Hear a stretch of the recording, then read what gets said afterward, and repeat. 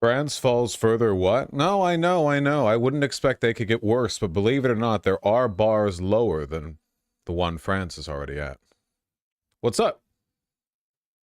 Hello, everybody. Live from another beautiful, sunny day here in Seattle, Washington, United States, Earth. Hello. France delenda est. Oh, hello, former SRS poster. Vosh jump scare. I know. How could anyone have expected that I would show up here at my own stream? You need a little live light. When you see the TV head going up and down, that is the stream will be starting soon thing. You know, I usually start within a few minutes of the scheduled time. That's the warning. Tell us about the fit? No. You're just going to have to work it out yourself, folks. Hello, everyone. Can you explain your fit? You're looking kind of basic. I take it back. You've baited me. Into an hour mute. Ya boy combing. You played with the fire, you got burned. How does it feel? Hey guys, look, I can move my hand so quickly over the oven burner that it doesn't hurt me. Chat's moving so fast he won't see me needling him. Voucher, good things happening. good things happening. In 2024, my friend, I admire your optimism. I really do. I really do. I've heard about Trench Crusade as well. It looks interesting, Daring Shark. It looks interesting. Hello, LT Lucy. Welcome to your first stream. Love your fit, Vosh. Thank you. I mean, you can't really see anything interesting, but I'll show it, and then we'll be done with it. Okay? Look. It's a big 4-pocket jungle jacket. It's like a cargo jacket, see?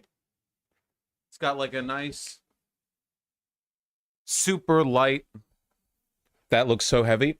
Super light, incredibly breezy. It looks heavy because it's black. POV, you talk fashion, but your shirt's unironed. You think you can hurt me because I've made this important to me? Do you think you can? You know, I spend a lot of time on a lot of stuff in my life. You know, you think you can come at me with this? You think I'm not confident? You're attacking me at my strongest point, man. You're coming on here in my chat, VGG, and you're like, hey, Vosh, you're overpaid for your work and your dick is small. You think you can hurt me with this? I know what I am. Incredibly underpaid for the hard work that I do. Maybe the hardest work anyone's ever done. And monstrously hung. What are you going to do?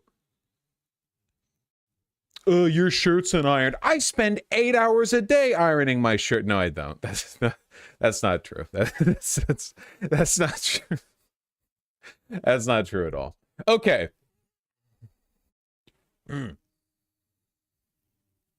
You slave over a hot computer, and for what? And for what?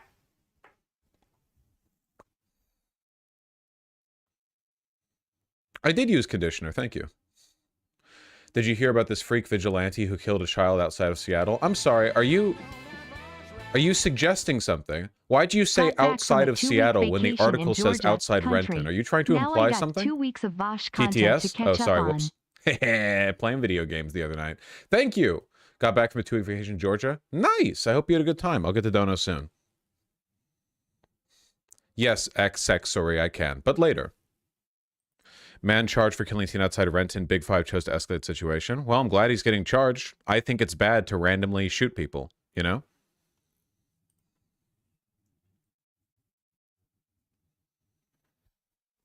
You know, I think that's probably not good. I got a little smudge here on the side of my glasses.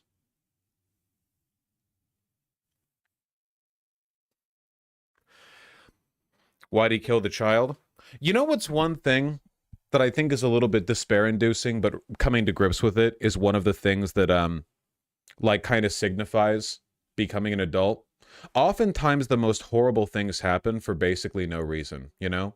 In a narrative sense, like in, I don't know, a story that's crafted in a book or a movie, stuff like that happens for like a big compelling reason. There's like, not a mystery necessarily, but there's some kind of uh causal relationship that you can follow and think, oh, well, everything kind of led to its natural end. And in reality, sometimes, you know, you just like get into a mild argument with a loud guy outside of a big five and he just draws on you and you die, and you know, and there's no sense to it.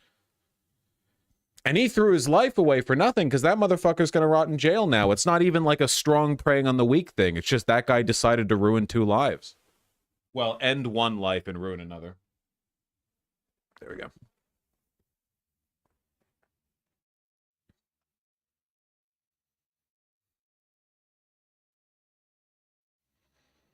I like stories where shit just happens. Yeah.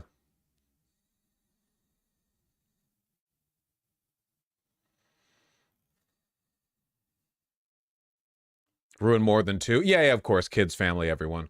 All right. All right. We got a lot to cover, folks. I thought I'd be streaming yesterday.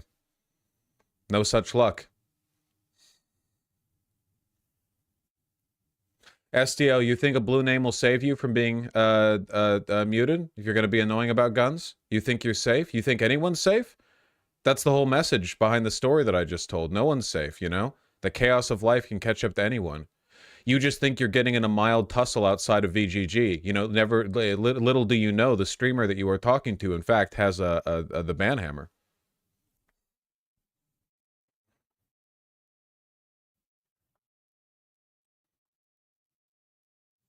Draw.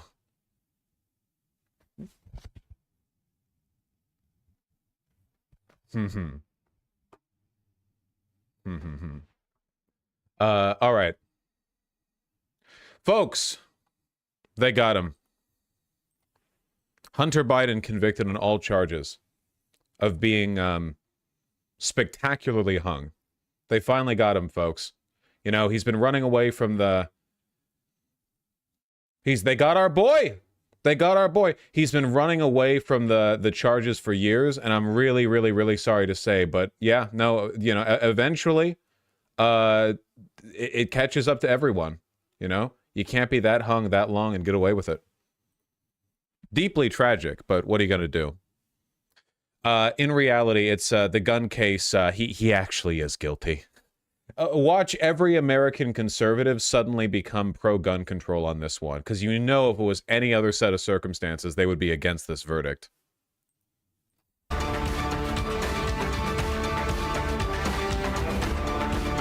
That sure is a special report breaking news intro. This is the CBS News Special Report. I'm Nora O'Donnell in Washington, and we are coming on the air with breaking news from the federal gun trial of Hunter Biden, the first child of a sitting U.S. president to face criminal charges. We have just learned that the jury of 6 men and 6 women have reached a verdict. Whoa, why are you making gender a part of this? Okay, fine, sure, all right. After deliberating for roughly 3 hours over 2 days, we have learned that he has been found guilty on all 3 counts. Hunter Biden was charged with 2 felony counts for lying on a form, required to purchase a firearm in 2018. Then there was a 3rd charge, also a felony for being in possession of a firearm while abusing or being addicted to drugs. So let's be real here, okay? You know when you buy a firearm, there's a form that you have to fill out where you say stuff like, yeah, I have never been convicted of domestic abuse. Yeah, I do not use any illicit substances, that kind of stuff. You know how basically 99% of Americans both own a gun and have smoked weed at some point in their life? That's the gist of it, basically. In the ATF form that you fill out, the federal government is like, okay, are you like a viable citizen to possess a firearm? You know, have you ever done any of these things? And everyone lies on these forms because if they didn't, there would be no way to reconcile the number of people who have smoked weed and the number of people who own firearms. This is like... actually a pretty dumb gun law. Like literally, again, it's marijuana is on the form of things. Now, I think in Hunter Biden's case, marijuana is not the one at issue here. It's what, crack cocaine? My man's a crack fiend, right? Probably that, but nonetheless, you know, it's one of those less consequential things. Whatever else. Yeah, no, not a free country. By the way, in case you think that you're fine because you live in a legal state, it's a federal law. The federal government doesn't recognize the state legality. Any weed, anywhere, anytime, any point, you know? You can't have a gun. Again, it's not really a law that gets followed that much for very, like, practical reasons. I do personally think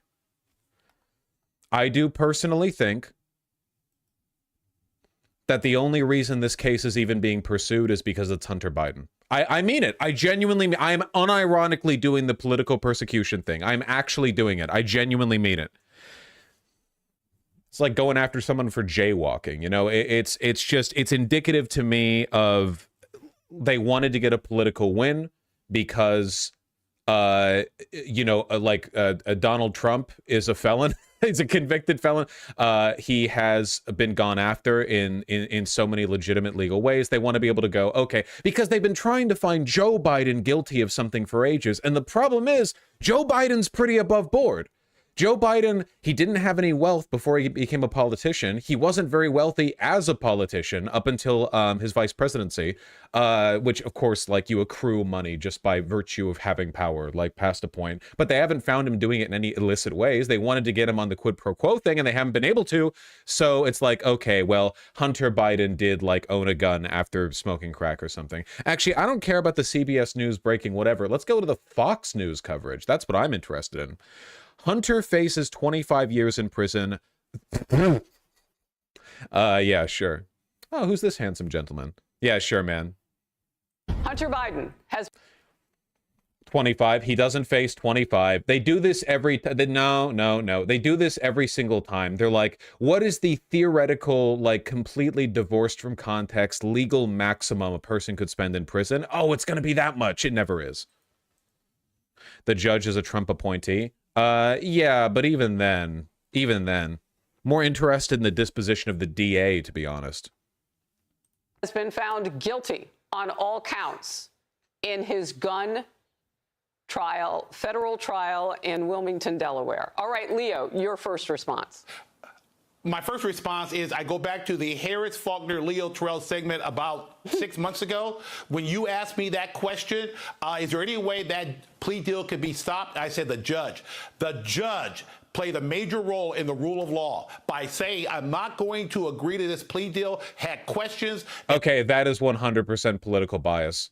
Judges will accept plea deals like 100% of the time. The idea that he wouldn't accept a plea deal on such a trivial and frequently violated law, this is like unironically political bias. Like, I'm actually doing the bit. I'm actually genuinely doing the bit here. I'm committing to it. Yeah, 100%.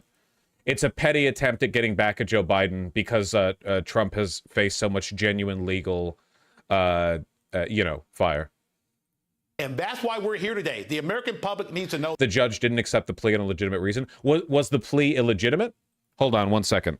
Hunter Biden plea deal rejected. The judge made it clear she viewed the deal between the president and federal prosecutors outside the norm. The deal hit a roadblock, initially disagreeing the scope of the agreement. The judge then balked at approving the deal. Tensions grew after a prosecutor said the federal investigation into the president's son is ongoing. See, stuff like this is what I mean. Federal investigation. Man did crack, then bought a gun. Like, it's not...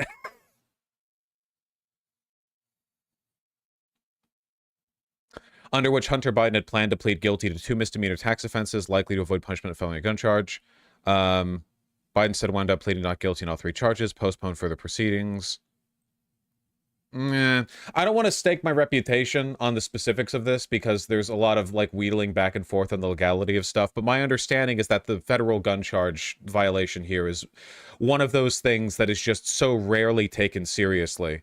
And I've read, like, legal op-eds on the conservatives being, like, desperate to go after Hunter Biden for anything. Will they take away his large penis? They might. They might. Do you think this is meant to discredit the legal trouble Trump has been in? Yeah, because that's their goal, right? Their goal is like, oh, yeah, Donald Trump may have been convicted of 34 felonies, but the Biden crime family has been convicted of felonies as well. That's the entire goal, you know? That is the rule of law, and I applaud the judge. That she did an outstanding job in following the rule of law. Andrew, do they appeal? What does this look like? Because September is going to be here in a heartbeat, and you've got that tax fraud trial, which you say is... In other words, only about 0.13% of the total applications made for gun transfers or permits in 2020 were turned down because of drug use or possession. Yeah, for that to lead to like federal charges, it's just crazy. It's just crazy. Not to insinuate that Hunter Biden is like a bastion of responsible decision making, because he's not, but it's pretty crazy. While people are sometimes prosecuted for allegedly lying on the form, experts say it usually happens as part of a larger case involving more serious conduct, and cases like the one brought against Biden are rare. Yeah. Is stronger than this. Well, Hunter got exactly what he was asking for. He wanted this trial, he got it, and he got a big guilty verdict. No, what? No, they tried to file a... What? Wait, you just said they tried to file a plea deal. What do you mean he wanted this trial? They attempted to file a plea deal. What do you mean he wanted the trial? The judge threw out the plea deal. What do you mean? What does that mean? Because what he did over the years, his actions and his words that provided the government the evidence for that. What do you, like, what is, again, okay, do you think they're going to be really non-specific about what he did so they can imply that this is part of some giant conspiracy that involves his father? Like, they're not going to say, oh yeah, he did drugs and bought a gun, because then it would be clear that they're like now suddenly in favor of a relatively punitive and restrictive gun law that's just a product of the drug war, or like they're just going to be like, you know, but Hunter Biden's been towing the line for years now. Finally, it's catching up to him. What he, I think, has done through this is left open the possibility of an appeal. The Second Amendment issues related to having this kind of drug addiction or drug use at the time of buying or possessing a gun is not necessarily settled law through the Supreme Court. So I see this going through an appellate channel where they're challenging the underlying basis of the law, not his conduct itself. Aren't they looking at that right now? I mean, I know the U.S. Supreme Court has a lot on its plate. I don't know if they'll get to that one. Yeah, there's various versions, not this exact question before them right now, but the issue of whether guns and gun possession is more consistent with preventing people who have like a mental illness versus people who are on alcohol.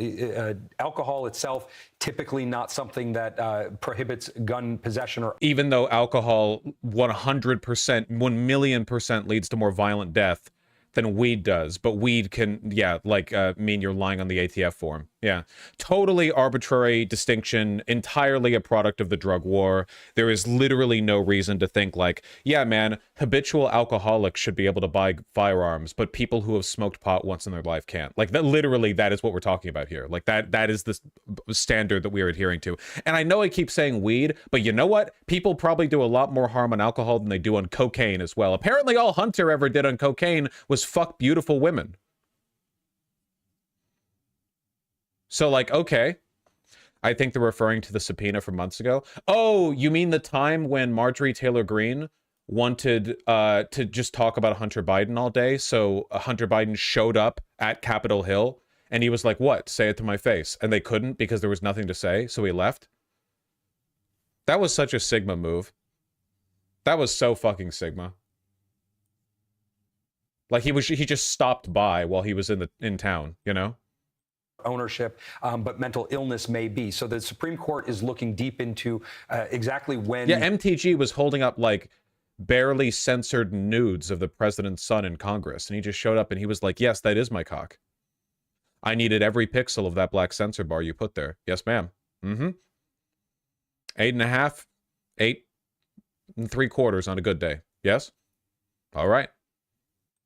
The Second Amendment can be essentially revoked from an individual with regard to their mental condition or the substances that they use. Do you think that would fly under any other circumstances, the revocation of a constitutional right, because at one point you've done, like, a drug? Like, can you imagine a person saying, like, oh yeah, you don't actually have free speech rights anymore. Those were lost because you smoked marijuana once. Not because you're being put in jail for smoking weed, mind you, but just like even without that trial, even in a state where weed is legal, you have lost your First Amendment rights because you smoked weed once. Yes, we routinely do it for voting rights. Yeah, it's not good. It's not good. But even then, we do it through the artifice of a person being imprisoned, right? Like we don't do it like step 1, step 2, you smoke weed, then you can't vote. It's you smoke weed, you get imprisoned, then you can't vote. Also, by the way, insane, never defended that. But even then, there's still that in-between point of like, you had to have gone to jail. Whereas in this case, it's like, you don't even need to have gone to jail for smoking weed, man. Like you lose the constitutional right just like that. Jonathan Turley, if you're still with us, I'm going to ask you about what this does overall to the tenor in the United States. I mean, you snorted coke. Sorry, you can't refuse to house soldiers in your home. Yeah. The fucking like the National Guard seizing half the homes in Baltimore, based on social media posts of people doing lines or whatever. This case was very different than how former President Trump was treated in a lot of different ways. 2 different cases, so we can understand some of it. But not all of it. He's still under a gag order. Yeah, that's because Donald Trump kept directly attacking the jurors, the judge, the DA, and everyone else on social media. And Hunter Biden didn't. That's why. The gag order was because Trump did stuff. Well, this was a very fair judge, in my view. Of course. She ruled for the defense and for the prosecutors on different issues. She went right down the middle of the road. And I think in the end... Right down the middle of the road? What does that mean? She rejected the plea deal. Sentencing hasn't happened yet. How did she rule down the middle of the road? We're just saying she's fair, like, because the outcome agreed with us, I guess. And justice was done here. This jury was able to overcome a nullification strategy. I think part of the problem was that Abby Lowell, the defense attorney, put forward a bunch of defenses in the opening statement that collapsed within 48 hours. The prosecutors did an extraordinarily good job here. They were focused, they were disciplined, and they methodically took apart. You're not. This isn't saying. This guy's not saying shit right now. He's just like, we're just synonym posting right now. Each of these. What's the normal sentence for something like this? The normal sentence for something like this is 0 days because nobody goes after it. Nobody gives a fuck. Offenses in front of the jury. And when you pursue a nullification strategy, it can go too far sometimes. It can... Also, what nullification strategy? Hold on. Did they attempt jury nullification? Hunter Biden jury nullification. When did that happen? Hunter Biden's plea for jury nullification from the Daily Signal. Daily Sigma?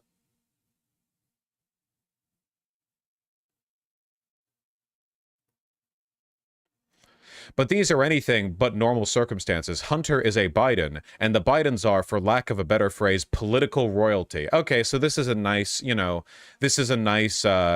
unbiased legal article. So where did nullification? Lowell is clearly hoping for jury nullification. When?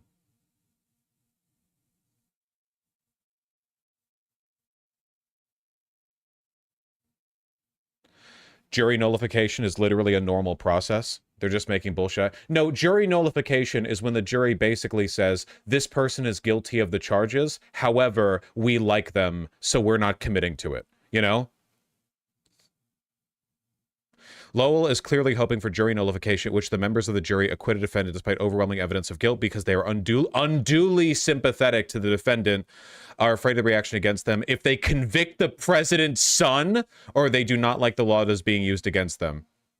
At the very least, Lowell is hoping the strategy convinces at least one of the jurors to hold and not vote to convince Biden, which will lead to a mistrial. Of course, Lowell did not make that appeal explicitly during his... Dude! I can't... Man! It's genuinely crazy! Yeah, they were clearly hoping for jury nullification. I mean, it never happens, and he didn't say it, but they were clearly, like, vibing it, you know? They were clearly, like, trying to manifest this incredibly rare behavior that is generally frowned upon. Okay. You really can just say stuff, man. You're allowed to just say stuff.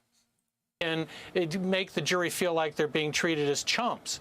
And what? I think that here the jury followed their instructions. Jonathan, excuse me, we're seeing the First Lady Jill. Jonathan, excuse me, you're literally like just saying shit right now. Jonathan. Biden walk into the courthouse.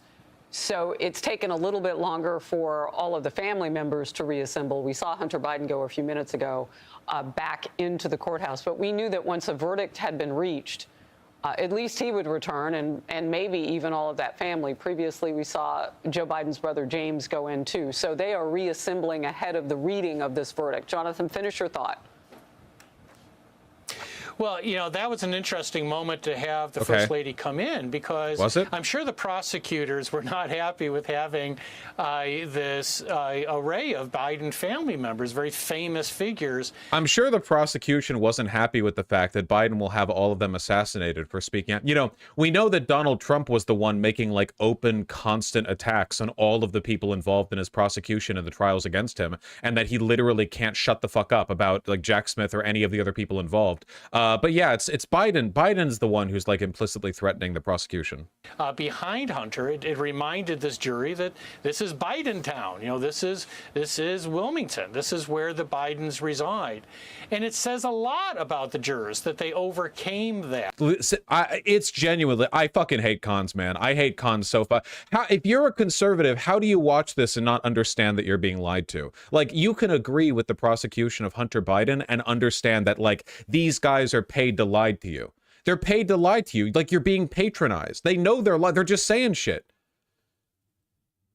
There was obvious sympathy for the defendant. I had where can you evidence that? Were you there in the jury room? How could you possibly know that? The ruling just happened. How could you possibly know the jury was sympathetic? The jury's not allowed to like make noises during the trial. They can't go like boo or aw during the trial.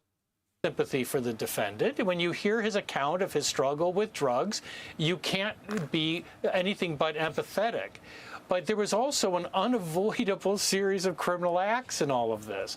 And by saying things like he might not have checked the box, or he had a moment of sobriety, or maybe he was just using alcohol, really, I think, might have insulted some of the jurors. The way that Lowell made it sound is that the question meant, are you doing drugs while you're purchasing? Well, I don't even know like what angle this guy's taking, to be honest.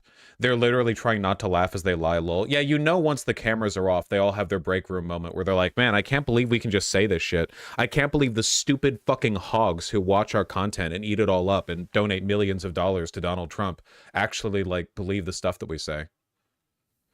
From Fox Live. There after Hunter Biden being convicted. Transcriptions of the words of the interview contained in the audio recording. That's in paragraph 14. Lowest rates of all violent crime in nearly 50 years. Murder, rape. Biden speaks on gun safety right after the conviction of his own son for a felony gun charge. That's pretty Sigma. That's pretty Sigma. What the Sigma? Thank you. Hello. I'm gonna tell you all something I wish I'd told my son. Thank you, thank you. Thank you. Thank you. Please, have a seat. Giovanni, I know from experience it takes extraordinary courage for you to stand up here and retell your son's story. Why are you singing so much today? Why are you robbing joy from someone? But in like the natural ebbs and flows and patterns of life, do you go to the ocean and ask it why its waves choose to crest as they do so often this particular day? Enjoy the beauty. Many of you who have lost someone to gun violence, it's been a passion of mine for a long, long time. The song the birds sing today is beautiful. It's a melody to my ears. Why? Why, must you ask? Yell at the bird and scare them off. Interrupt their music. It's a reason way back, a long time ago, I authored the Violence Against Women Act, which no one thought made any sense at the time. I had a lot of trouble getting people to think we could make a difference. But the fact of the matter is, I remember well when you first started it with me, this extraordinary courage. You know, through your words, you help ensure that your son and all the victims of gun violence are not forgotten. They didn't die in vain. 1 minute mute. Through your love, you help prevent the next tragedy that saves lives. And through your actions, you remember us will never let go of one thing that we must never, never lose. And I mean this. I know it's hard, because I've gotten those phone calls too saying I lost a son, a daughter, a wife. I know what it's like. But guess what? Never give up on hope. hope, hope.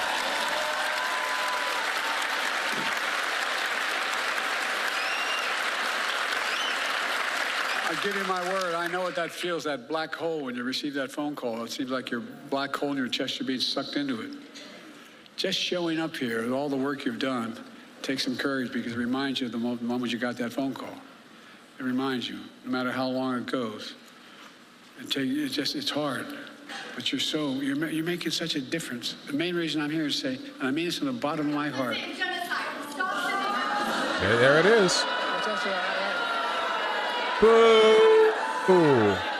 No. Boo! By speaking out against gun violence, we might save up to like 18 lives that would otherwise be unnecessarily wasted here in America. How dare you interrupt that by protesting our involvement in the slaughter of an untold, uncountable number of Palestinian people? You know? How dare you? How dare you, sir, ma'am, Zem? No. Love that. I love that every time, man. Every time a pro-Palestinian protester at a rally speaks out, they get drowned out by 4 more years. Like 4 more years of genocide. Let's go. They can't, like, they have nothing to say in response to it. It's not like a push and pull where the protester says that they're anti-genocide and everyone else is like, oh no, we're pro-genocide. They won't even commit to that. They just starts like, nope, 4 more years. There's nothing you can do. This is the Democratic Party. Sorry, baby. 4 more years.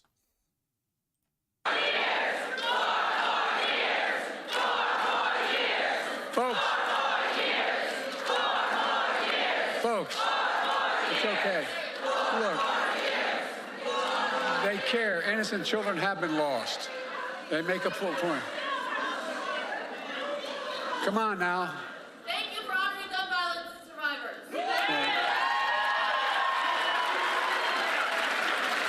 Folks, what an odd exchange. All the leaders and advocates here today, I want to thank you for this. It's so weak, man. Like, Biden's not even... He's not even, like, doing the Fetterman bit where he's like, yeah, fuck you, Israel forever. You know, it's just like, oh, yeah, I know, people are dying, sorry. It's like... No one believes in it. There's no zeal anywhere. I mean, if this was Trump, he would have been like saying, "Yeah, beat him up." Yeah, like they're taking the protester away.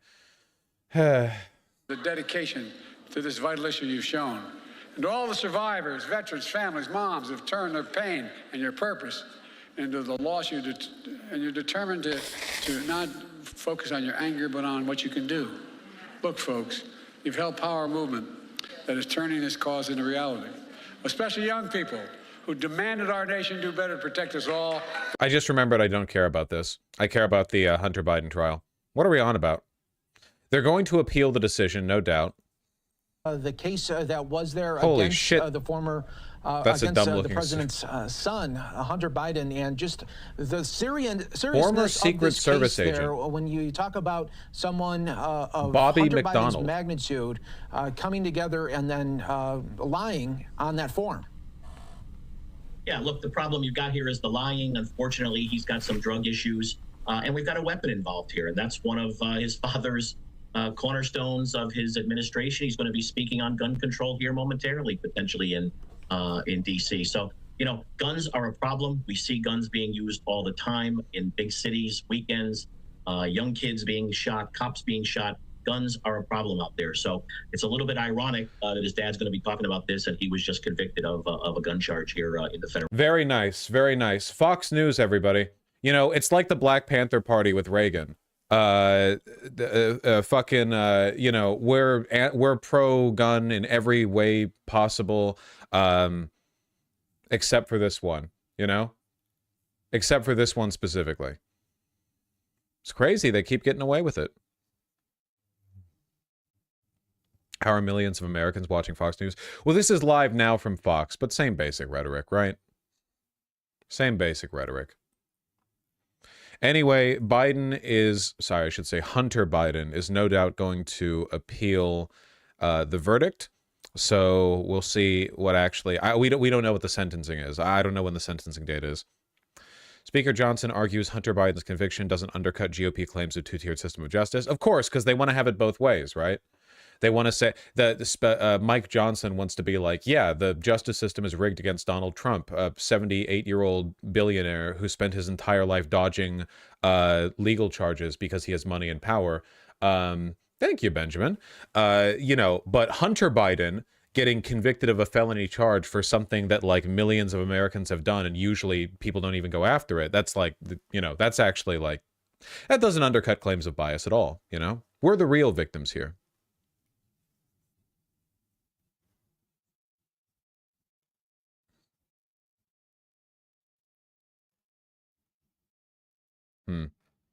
Hung tier Biden. Well, hopefully they don't castrate him in prison. You know, hopefully they don't take away his gun.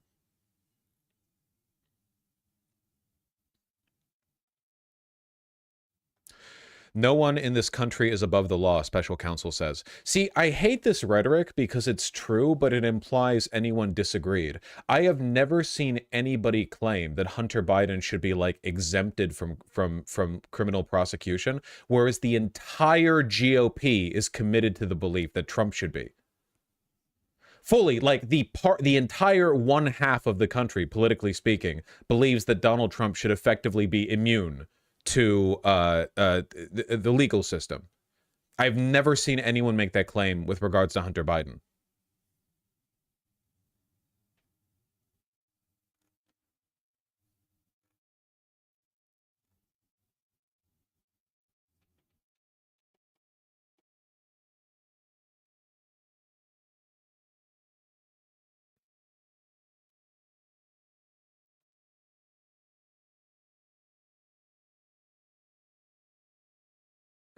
I'm certainly not voting for Hunter Biden after this.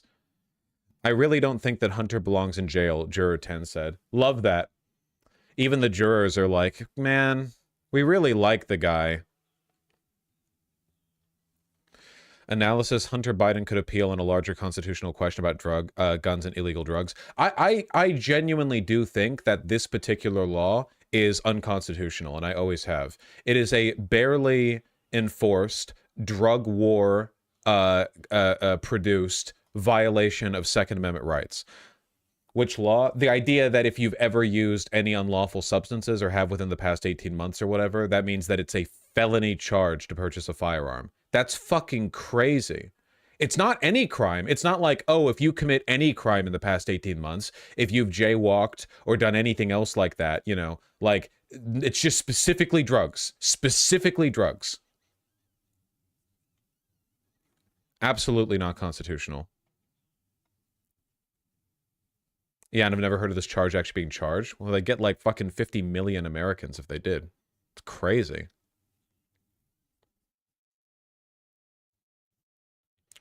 Does beer count? Does coffee count? No. Alcohol is federally legal, which means even though alcohol is probably linked to like the highest amount of interpersonal violence of any drug that Americans use, that one you're allowed. You can be a fucking deadbeat alcoholic. You can drink like a fucking liter of spirit a day, and it wouldn't matter. You can buy a gun, you know. But you smoke weed 17 months ago, it's now a felony charge anywhere in America to buy a gun. Hunter Biden says he's disappointed by the guilty verdict, but grateful for his family's love. Hunter Biden is so likable. It's genuinely crazy. Even the courtroom sketch artist makes him look handsome as fuck. It's crazy. He looks like Biden here. Like, he's drawn here looking more like Biden than he normally does. He is quite handsome, yeah. I mean, Joe Biden was crazy. Like, Joe Biden's super fucking old now, so it's hard to tell. But, like, Joe Biden has been handsome pretty much his entire life. Buying new guns, Ferry. It's a form you fill out to the ATF. He ain't no Trudeau, but I think he's okay. I think Hunter Biden's more handsome than Trudeau, personally.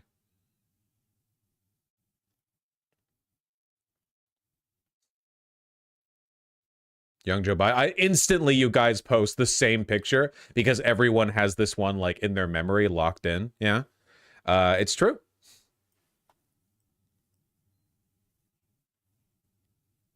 Yeah, it's Joe Biden, the 60s.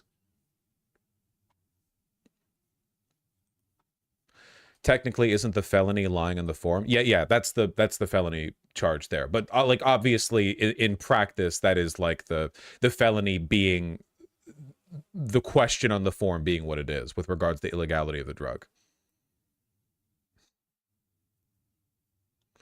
Okay, but young Bernie was a baddie. There were a lot of people who were more handsome in the 1960s, or I guess this is 71, and I swear to God, the reason why is because they didn't have the internet, so they went outside more, they walked around more, they wore better fitting clothes. That's literally it. I'm not kidding. Like, that's it. That's literally it. Like, you look at old photos and it's like, wow, everyone has that like classic hot look, and it's like, yeah, they went outside, they walked around more often, and they had clothes that fit better. Literally, that's it. They also didn't have tire brain. They had yummy lead instead. I think that Bernie and Biden are actually both too old to have been in the leaded gasoline generation. No, wait, not leaded gasoline, the like leaded toy? What was it that led to the lead intake levels? It was like Chinese toys that had lead paint, right? That was what led to the Gen X bump? Paint and gas? It was both? Okay, okay.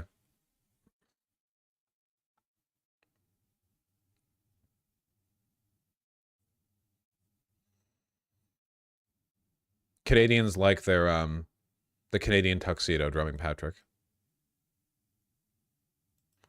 Also see the phone call from Hunter to Biden before they went to rehab. Yeah. We went over this. Every time oh, this is back when Hannity was alive. This is back when like Republicans were talking about Hunter Biden nonstop, and they kept trying to make Biden being a good dad look like a hit, like bad, you know? They were like, look at Biden calling in to say that he supports his son no matter what, even in the throes of addiction. It's like, okay. Wait, Handy died? Wait, am I getting... Wait, I'm sorry. My brain fizzed right there. Not Hannity. Fucking Glenn Beck. I was thinking of Glenn Beck. Sorry. Mixed up my hate mongers. My apologies. It's over for me. I'm washed. Wait, Glenn is alive too? Rush Limbaugh? Oh my God! Washed. Guys, have I complained lately about how little sleep I get? Have I complained? Have you heard that one before? Is that a new one? Vosh washed. That's what I'm saying, folks. It's over for me. It's over for me. We're not coming back. It's all downhill from here. Fuck you for giving me hope. Hey, one day.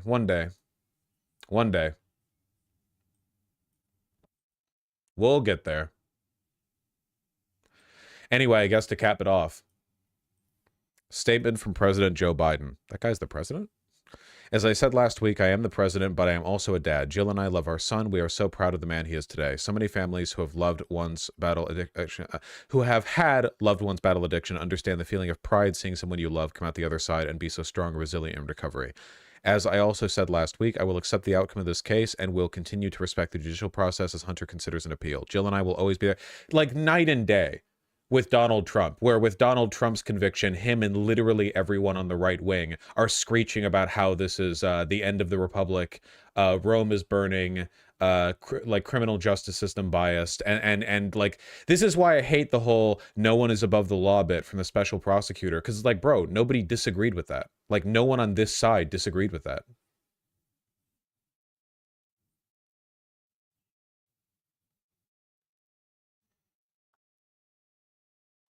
Well, if nothing else, if the appeal fails, and Hunter Biden does in fact go to prison, he will be the coolest guy there. You know, right? Like Donald Trump and his children would be like wet tissue paper in any prison. They would get like it'd be over for them. They'd get torn apart. Hunter Biden would be cool as hell though. It'd be chill. He'd be fine. He would make it his, you know?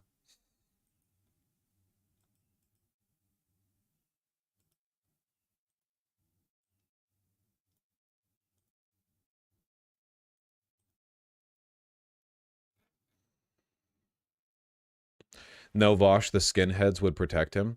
I don't think... I'm not saying the skinheads aren't like an issue in modern American prisons. I don't think they're as prominent now as they were back in, what was it, the 90s? Like they were more of an aggressive force in prisons back then.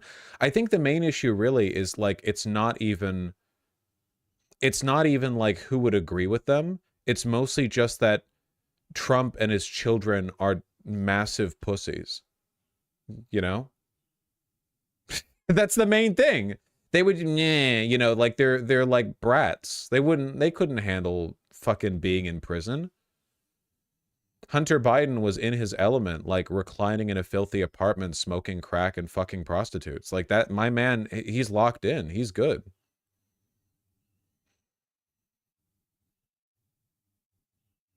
Don Jr. would not make it in General Pop. Do you know who my father is? Gets head caved in. Yeah, probably not. Probably not.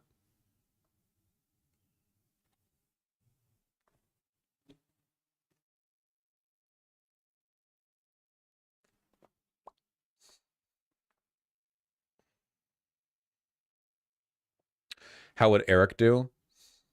I mean, probably a little bit better than Don Jr.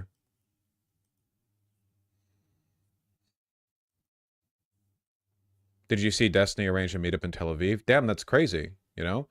Someone who, like, baits engagement off of outrage farming and then semi-seriously commits the positions that he initially may or may not have pretended to have because he orients himself opposite whatever the left position is in an issue, is further committing to that? That's crazy, man. Thanks for the update. Was very interested in that information.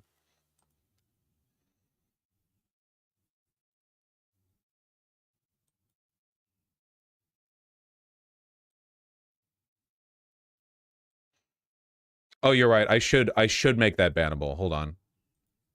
You'll come back in a day.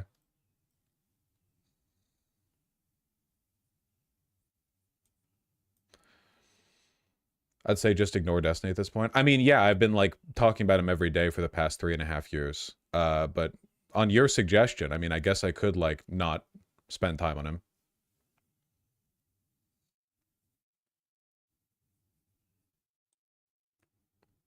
I saw this. This was pretty good. You know, this is something that people had made jokes about, but while talking with Bill Maher, of all people, I say of all people because it's so typical, not because it's unexpected. Man literally said that the stroke freed him of his progressivism. What are you doing right now, Chase Watkins? Think.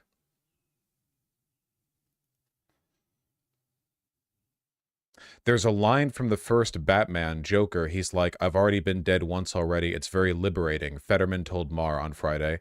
That's not reckless. That's just freeing. It's just freeing in a way. And I think after beating all that, I just really want to be able to say the things that I have to really believe in and not be afraid of if there's any kind of blowback. Literally the Joker. Literally the Joker. No. He actually genuinely is now committed to this bit. This stroke is like an anti-vaccine. So was it the stroke or money? Honestly, it could be the stroke. It is genuinely possible that the stroke played like an effect. Isn't there plenty of evidence that brain damage has the ability to make a person more like angry, for example? We know that like on a psychological level, conservatives tend to be stupider, more fearful, and more angry. I know that there have been instances of people having brain tumors that alter their brain chemistry and make them more like angry, reactive, reactionary. Here's the clip. I can't show the video because it's Mar, but probably the audio. After it happened on October 7th, I was really knew that that whole progressive stack would be blasted apart, and there's not going to be any kind of way how the Democrats are going to be able to reply to that. Because he kind of sounds like he has brain damage a little bit. I know that could be a little bit like you know, like post hoc, like, oh yeah, of course it does. Like I wouldn't have said that otherwise. I guess he's always sounded kind of like an oaf, but yeah, I don't know. Kind of respond to that kind of, and I really decided early on that I believed that was going to be the right side with Israel throughout all of that, and I knew that would going to be Democrats would continue to peel away and kind of walk away from standing with Israel on that. This is John Fetterman. Bill Maher discussed liberals walking away from Israel. This isn't about his brain damage specifically. You gave me the wrong clip, Quoteth. You gave me the wrong clip. Either way. We've seen a ferocious surge. Sorry about the audio. Fox News autoplays. Why does it autoplay, you might ask? Well,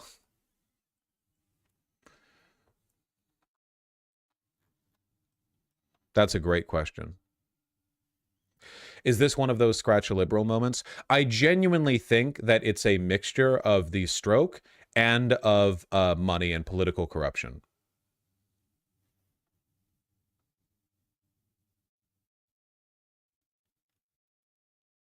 He's wearing his fucking hoodie and shorts over here, too. Man, that bit got old, huh?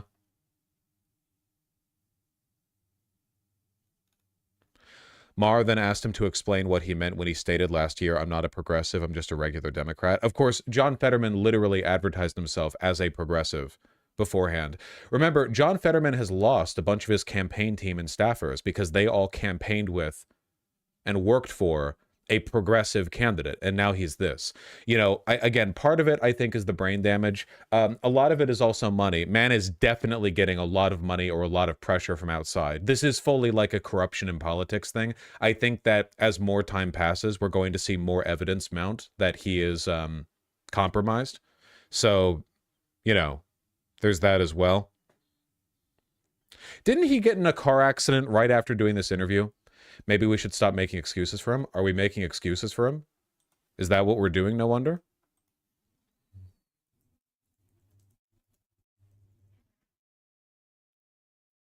Literally, like, right after this interview.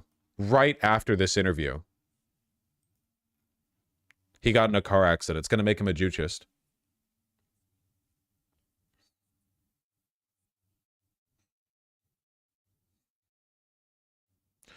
Vosh, genuine question. I never got this. If I take a ton of money for a campaign, why would I do whatever they gave me money for? They already gave me the money, so like, why? Well, it's more complicated than you think it is. First of all, money that goes to a campaign can't legally be spent on personal stuff. So money that goes towards a campaign isn't the same as money that goes towards you personally.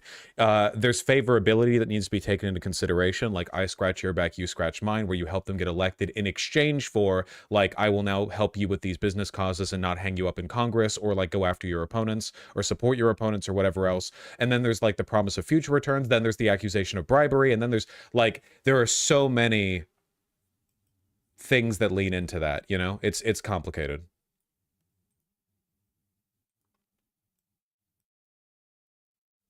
It's a repeated game, yeah. We'll probably see like evidence of corruption in the future, you know, for now. Anyway, like he gets in a car accident right after going on TV and saying that brain damage changes politics. So we'll see if this makes him, you know, if this improves him. This is why I think this is going to end his re-election bid, even with the AIPAC money. He's too aggressive and kind of embarrassing. He is embarrassing, yeah. I don't understand what the, like, he can never be as Republican as a Republican, which means that he's not going to, like, win the majority of the Republican vote. But he's also not, like, you know... He's not exactly a rep for the average liberal. The average liberal doesn't like this shit. Please remember, by far, like 80% of Democrats want a ceasefire, whereas Fetterman is running around with an Israel flag as a senator of the United States, screeching about, like, you know, no holds barred, let them kill them all, whatever. No limits on this guy. So this guy isn't like, it's not like he's moving towards the moderate liberal position or whatever. He sounds fucking insane.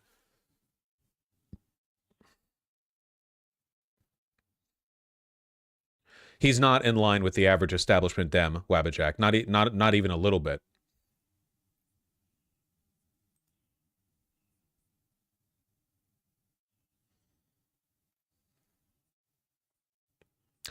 To be clear, too, Fetterman's staff departures have been top to bottom, not just bottom rung workers leaving its top aides, too.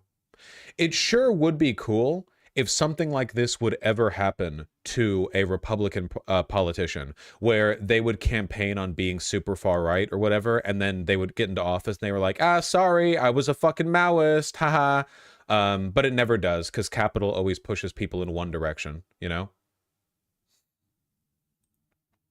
Very unfortunate. According to Open Secrets, Fetterman has received $250,000 from pro-Israel PACs. Yeah. Wait for re-election to come about, man. It's going to be even more.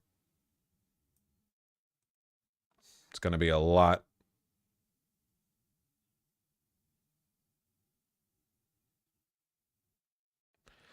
It does happen, but only on very specific issues like Jeb Bush on drugs. Yeah, but that's not like what Fetterman is doing here. That's not really comparable. This like massive fucking frame shift or whatever, you know? The closest thing that I can think of, honestly, and it's still not the same at all, would be like John McCain trying to block Obamacare, but then his last move as a senator was having a heel turn and single-handedly protecting it. That was pretty funny.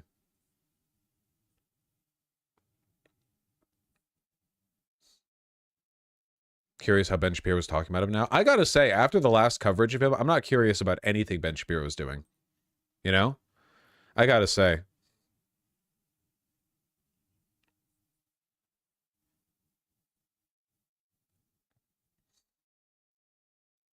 Cooked?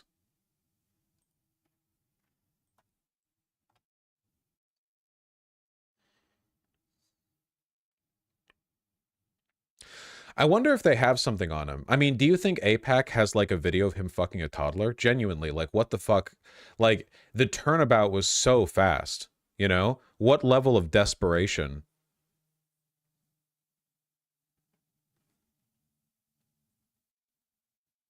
Jesus. I mean, that's what Epstein was doing. That was the whole fucking bit Epstein was running. Somebody has to fill that game. You think the whole political establishment is going to give up on the time-honored tactic of get dirt on people in power?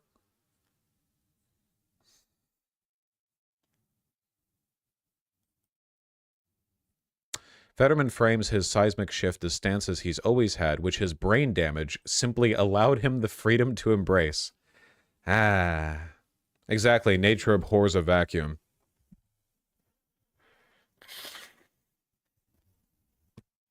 Maybe they had a photo of him wearing a suit. Yeah.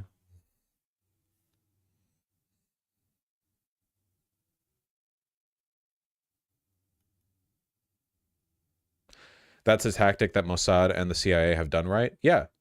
Mossad still does that, man.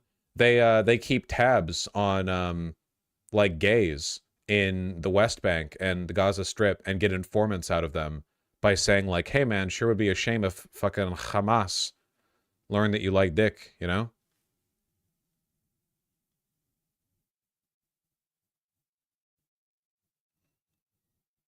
Do you think Epstein was Mossad? No, because I'm not like a literal neo-Nazi, which is the group of people who would believe that. Because like Epstein's Jewish and for no other reason? Why would you believe that?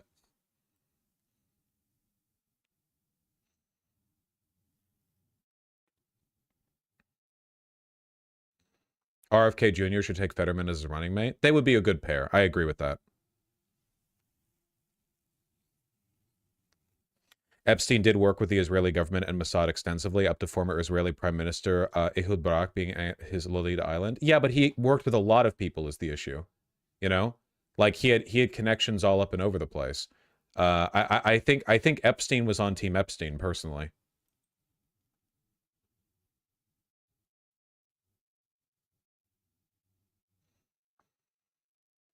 Like, did he do work with Mossad? I'm sure he did work with a lot of fucking people, right?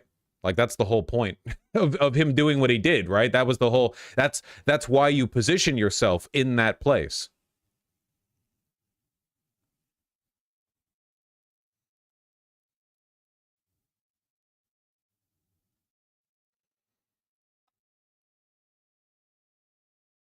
Quotet, you're firing a lot of links, and you're going to have to stop fanning the hammer, okay?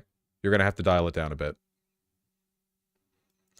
Ryan Grimm got this great slip-up on how close AIPAC's relationship with politicians are. They're literally babysitters.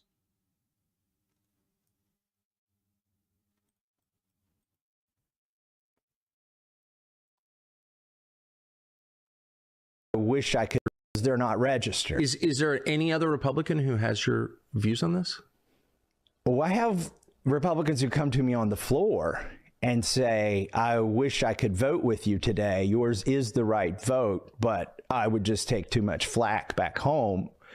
And I have Republicans who come to me and say, that's wrong what AIPAC is doing to you. Let me talk to my AIPAC person. My AIPAC person. By the way, everybody but me has an AIPAC person. What does that mean, an AIPAC person? It's like your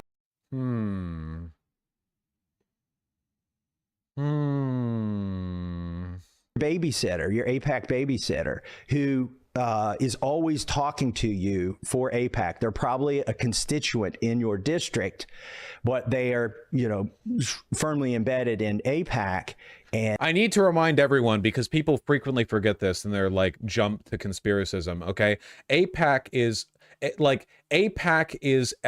as representative of Israel and its interests as pro-life groups are the interests of fetuses and babies. Like, are pro-life groups out there repping for children's welfare and for free school lunches and for like free prenatal care and blah blah? No, of course not. The fact that they're pro-life is just like a convenient id-pull wedge that they can point to while pushing their real agenda, which is the revocation of women's rights. Right? Like, that's what pro-lifers actually care about. That's what they actually do politically. They're not out there helping babies.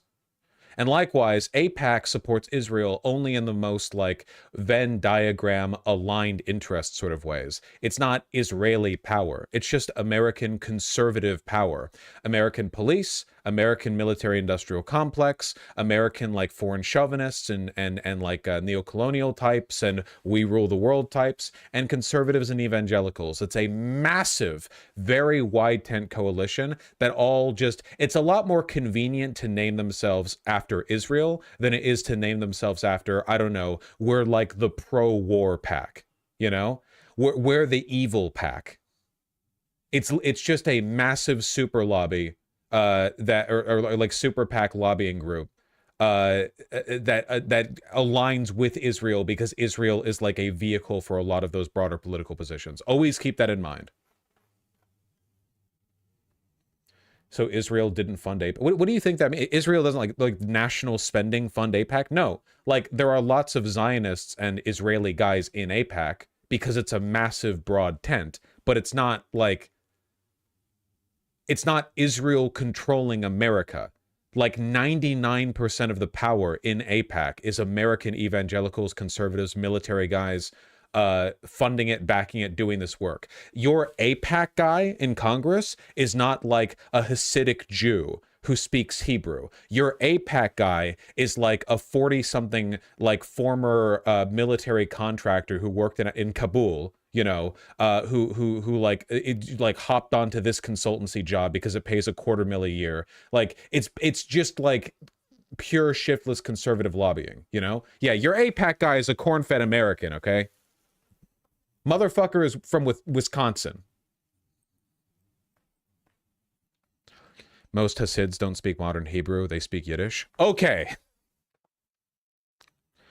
Don't AIPAC heads regularly meet in Israel with Netanyahu? Some? Sure. What do you mean AIPAC heads? AIPAC is massive. Huge. It's massive. And the real power in AIPAC is not the person running it. Of course, the people running AIPAC, like with their names on the forms, are going to be visibly like Israeli and pro-Israeli. I'm talking about where the power comes from. Think. It's a big pack. A lot of people. The real power in AIPAC isn't the guy who runs it. It's the people who fund it. Without money, AIPAC is worthless. And it's incredibly powerful. They meet with everyone. They have power everywhere. And it's not Israeli power. And every member has something like this? I don't know how it works on the Democrat side, but that's how it works on the Republican side. And when they come to DC, you go have lunch with them. And they've got. So is this guy here to do like Nazi conspiracism with Tucker Carlson? Is that what he's here to do? This guy's House Rep Thomas Massey from Kentucky. He's a useless politician who claims to be pro-liberty and drinks milk directly. He's one of the raw milk guys? Yeah. Yes. My favorite kind of guy.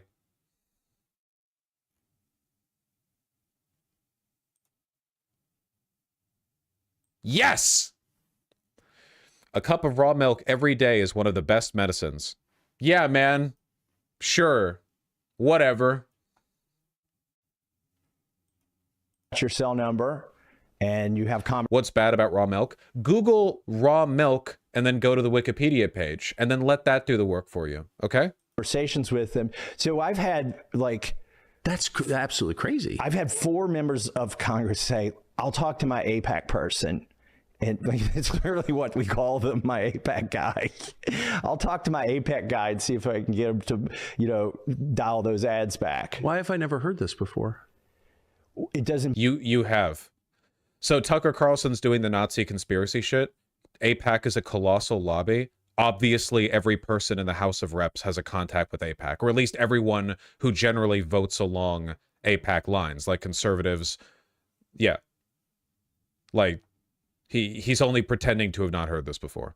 Benefit anybody. Why would they want to tell their constituents that they've basically got a buddy system with somebody who's representing a foreign country? They're not representing a foreign country. It doesn't benefit the congressman for people to know that, so they're not going to tell you that. Have you seen congressmen don't disclose all the lobbyists they talk to in general? That's not, and that has nothing to do with that has nothing to do with AIPAC. That's just the nature of lobbying. Do congressmen go out and they're like, yeah, here are the lobbyists I talked to today? What are you talking about? Any other country do anything like this? Like no. Russia? Yeah, yes. Oh, you mean like in America? No country does anything like this because AIPAC isn't a representative of Israel. Russia obviously determines the outcome of our elections. We keep hearing True. that. Does anyone have God, he immediately praised Russia because that's where a lot of his money and clout comes from, yeah. a Putin guy that they talk to? Not only do they not have a Putin guy, look, they don't. The Trump campaign literally had a Putin guy. That's it's just funny to say that because like we have the intel. They literally had the whole like anything Manafort Stone. You look that up and it's like they literally just directly had Flynn. They literally just like had a fucking Putin guy. Why is Tucker's laugh so weird? Because he's literally like a Ponzi heir fancy lad who wore a bow tie. Like he's literally the male Ojo-sama who he's a trust fund kid. He's a royalty. He's a fancy lad. They don't have a Britain guy. They don't have an Australian guy. They don't have a Germany dude.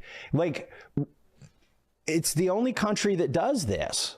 That has AIPAC just represents the most rabidly Zionist Americans, right? You're gonna get me, chat. I need you to listen real carefully, okay? AIPAC backs conservatives.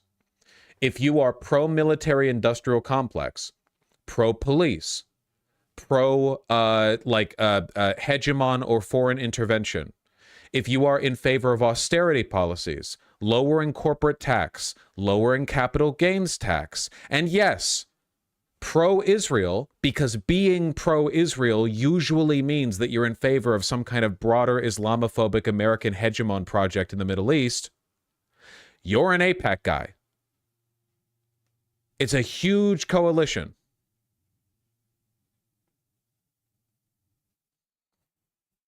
They just say it's Israel because that way they can pretend anybody who criticizes them is anti-Semitic.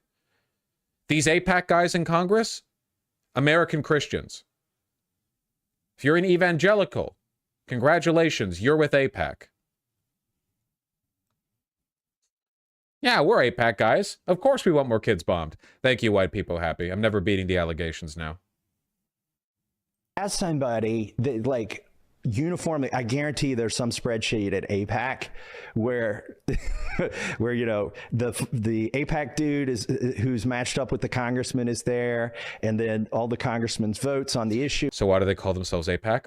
Is there fucking wax in your ears? I just said if they call themselves AIPAC, they can pretend everyone who criticizes them is anti-Semitic. That's literally the reason. Because what else would they name it? The evangelical, pro-war, pro-conservative, we like doing evil, pro-gun, pro-bad things lobby? No.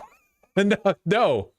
we're like the Kill Palestinians lobby. No, why would they call it that? How would it serve them in any way? You know, there's no law that means that you have to name your pack after the thing you do. You know, that there's no law that forces that.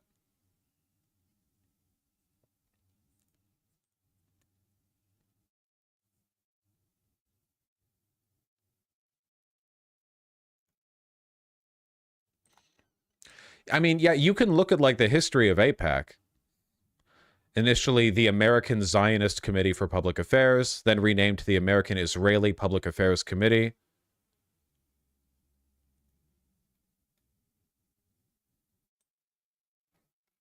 Oh, this is actually super boring.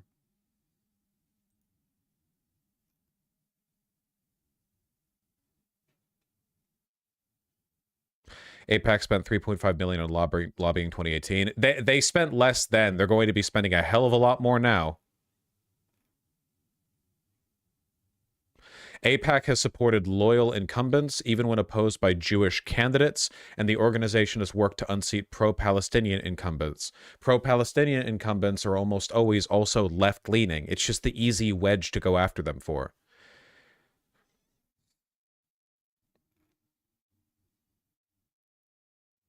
AIPAC had been pushing the Iraq war from the beginning, according to Rep. Jim Moran. A report in the New Yorker reported AIPAC lobbied Congress in favor of the war. However, according to the Jewish News, AIPAC never lobbied for or supported the war. Once it was clear the Bush administration was determined to go to war in Iraq, AIPAC cheered from the sidelines. If you look at the history of what AIPAC is doing, it's like literally always what the Christian conservatives want.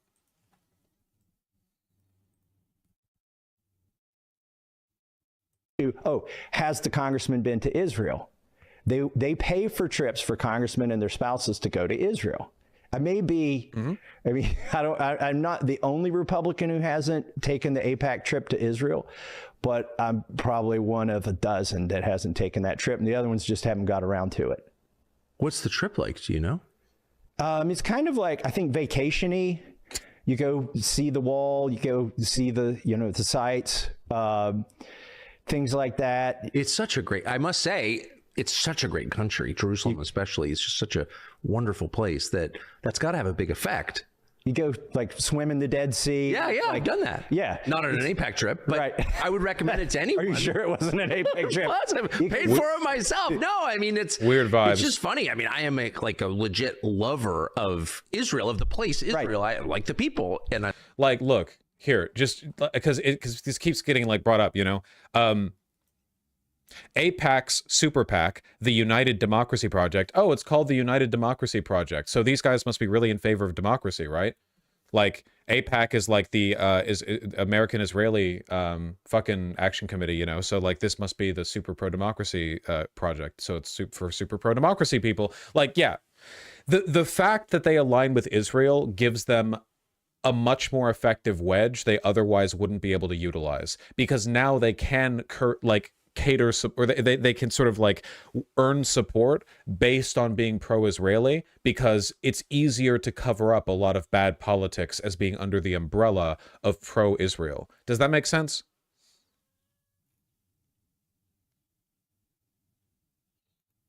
Top donors to AIPAC-tied political groups. Founder of WhatsApp, founding member of High State Ventures, CEO of Green Sky, co-founder of Home Depot. Lot of wealthy people. That's pretty crazy. I mean, are you telling me all these guys are like super crazy dyed-in-the-wool Zionists, or is this just another instance of super wealthy people donating to conservative causes? Oh, here we go. Chair of the Conference of Presidents of Major American Jewish Organizations. That's quite a mouthful. You all get the point. I love the food, and like the whole thing is so great. Look, but that's distinct from the government of Israel, which is just a foreign government. My sense is the people are very entrepreneurial. Totally. They're publicly minded. They care. Yeah, Home Depot invests in AIPAC because they know people are going to have to buy a lot of wooden boards from them to rebuild the Gaza Strip afterwards. Home Depot's playing the long game. They're like, yeah, man, people are gonna be coming up here with their Ford F-150s. They're going to be buying. Is Home Depot in Israel? Yeah, that's why Ben Shapiro got that one wooden board. That was the board he was going to lay down. Is it accurate to say that AIPAC is more aggressive in the Gaza issue than other conservative agenda items? Yes. I'm not saying that AIPAC doesn't rep Israeli issues. I'm saying that it's a huge coalition united in a wedge that allows them to get away with a lot of aggressive politicking that they otherwise couldn't. All of this gives the impression of foreign interference, but in reality, it's not true. Even if Israel just suddenly, for some reason, like, I don't know, got genie wished out of existence or whatever, all the money going into AIPAC would still just go into another similar organization that pushes similar goals, just without Israel being attached to it. Israel isn't like the power fulcrum here, you know? How else do you explain so many supporters of Israel being evangelicals and anti-Semites? About their country, that they're generally good people, right? That's certainly been my experience in trips there, for sure. It's great. It's just I mean, I think it's probably one of my favorite, maybe my all-time favorite place to go with my family. But that's genuinely crazy. That's just a completely different thing from taking orders from its government. See what he just did right there? Everyone has an AIPAC guy, therefore you're taking orders from its government. That's not what that means. That is not what that means. AIPAC is a pack. That's the anti-Semitic conspiracy theory. No, Benjamin. Benjamin, I really think that you're overcomplicating a good deal. You know, I've pretty much explained the deal here.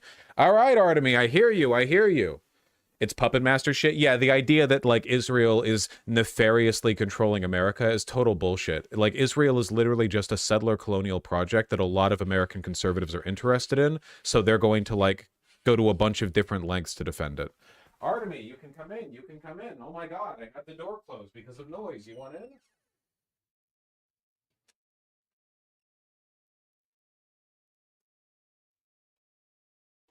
Wow.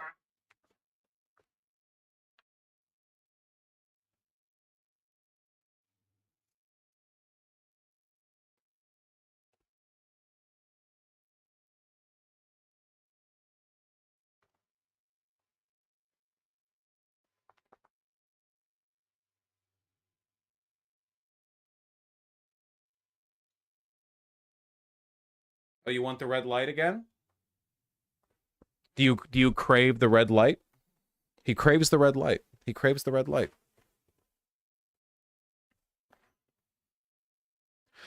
Like, okay, let me try to think.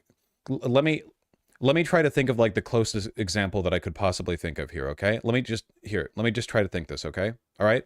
Okay, America didn't get involved into World War II until, I always forget, is it 42 or 41? Is it 41 or 42? 41? Thank you. Okay. So imagine back in 1939, World War II begins, right? And there is a PAC made, a political action committee made in America where, and the name of this is like the, I don't know, British American Partnership. BAP. Okay? All right? It's called BAP. All right? So the British American Partnership is a PAC, and the goal of this PAC is they really want American politicians to get involved in the war because, you know, Britain's getting bombed and stuff, right? So basically, BAP is made up of a lot of different groups altogether, and a lot of people fund it. A lot of the people funding it are British nationals in America. Additionally, because it's in their interest, Britain and officials from Britain, actual politicians in Britain, are on good terms with BAP. They occasionally visit America to like give rousing speeches and donate money to BAP. They make an effort to promote BAP's interests and work with them, okay? But the people who contribute to BAP and work with BAP aren't all British government officials. It's actually made up of a huge coalition of Americans who are broadly interested in our involvement in the war, often for varying reasons. You know, some of them just don't like Germany. A lot of them just want to like see democracy preserved in Europe, you know, that kind of thing. So to that extent, would you fairly say then that any politicians in the House of Reps who listen to their BAP guy are taking orders from the British government? No, of course not. It's just a big big tent pack that aligns with the interests of the British government. And of course, there's some synchronicity there. But in reality, there's like a wide range of interests that are like, you know, getting worked together on that. Does that make sense? That's what AIPAC is. Does that make sense? I think that's a good example. I think that's a good comparison. Like, you wouldn't say these are people controlled by the British government. You would say this is a very influential organization that is a broad tent for a wide variety of interests, some of which are the British government, but a lot of them are just people who support our involvement for their own reasons.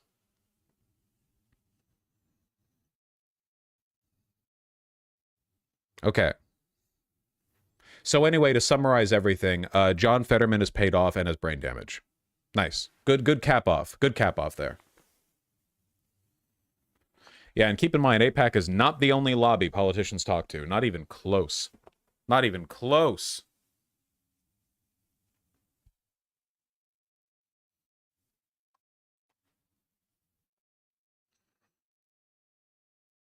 Yes, user test account. I do think that.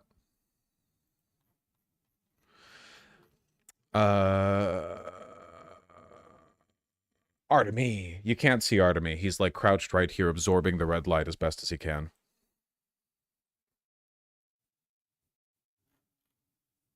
Okay, that's a lot of links, guys. I appreciate it. Okay, what do we have here? Uh-oh, I got fired. Candace Show Episode 1 on the Candace Owens YouTube channel. Kind of, like, I don't know, bitch opening title. That's the best you have to advertise your new breakaway, like, Nazi project. Uh-oh, I got fired. Like, you have no vision beyond whining about your removal from the Daily Wire.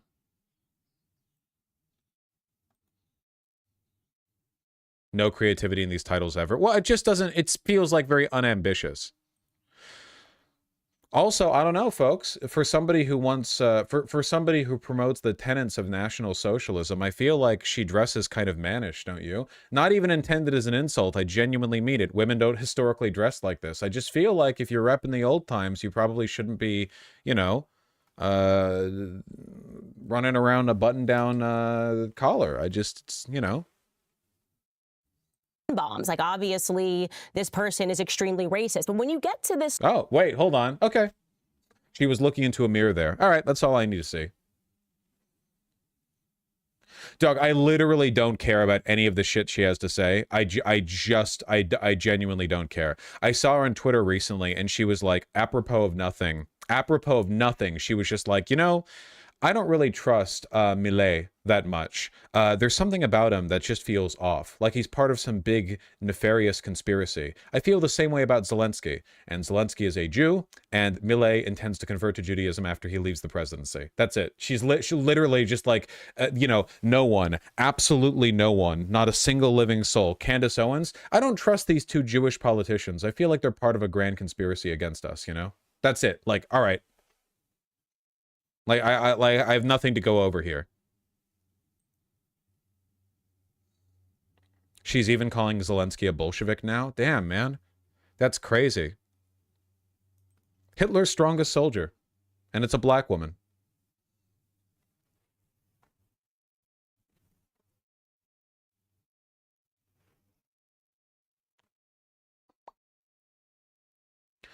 I don't think she actually believes in it. I don't really know, or maybe I don't know the extent to which she believes in it. I think that she believes that she has a good grift going with being the, like, being a Nazi, but oh, how can she be a Nazi because she's a black woman? She's grifted like everything else in her life, you know? It's not like she has a history of coming across very sincere.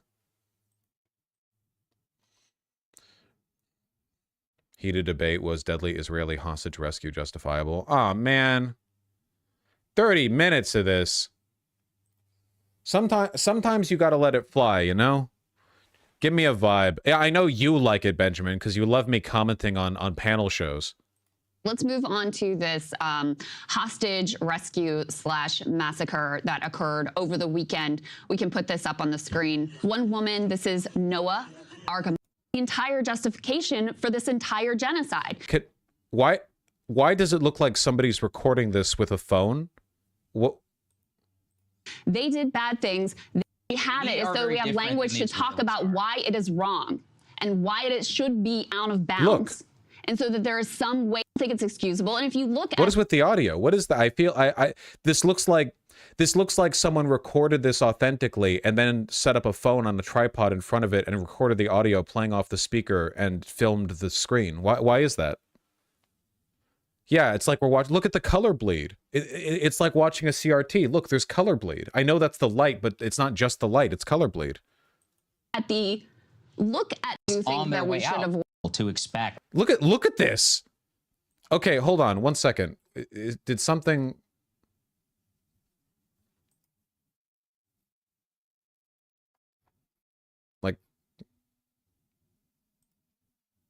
Let's go ahead and get to this huge news with regard to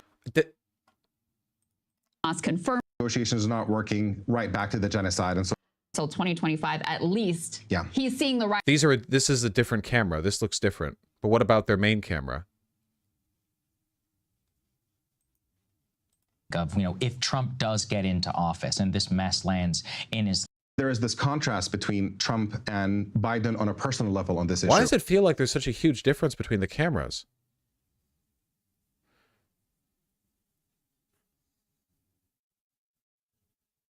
YouTube? No, it's not YouTube. It's between the cameras. This looks fine. That's so strange.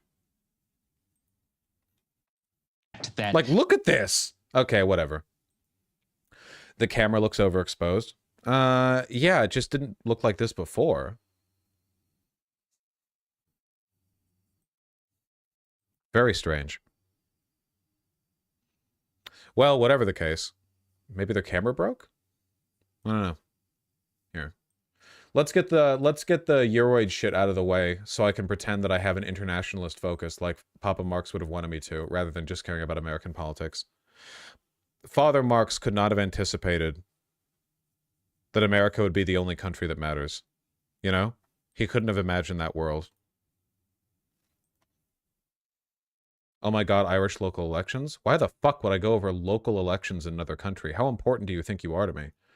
Ireland? What, you mean the fucking national corporate retreat? The tax haven?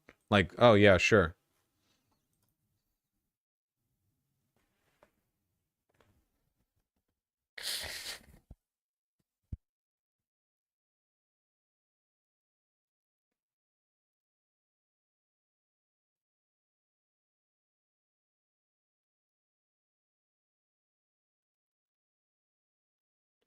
He is so cozy right now.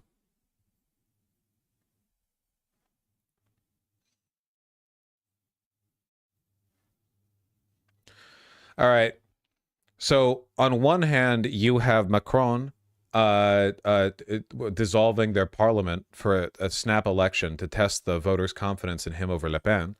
And on the other hand, you have the Belgian PM resigning after getting crushed by the right. So what's going on over there, guys? Huh?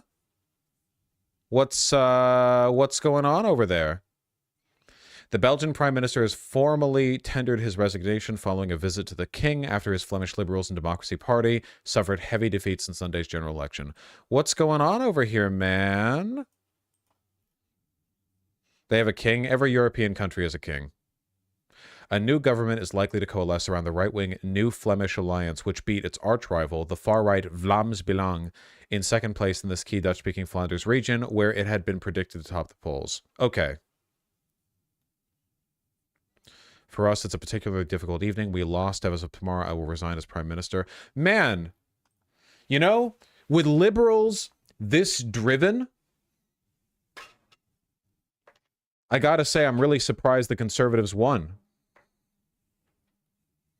Next year there are German elections, and I'm kind of scared. Oh, you're not looking forward to the content for every single person who used to be a part of the fucking GDR voting for AfD?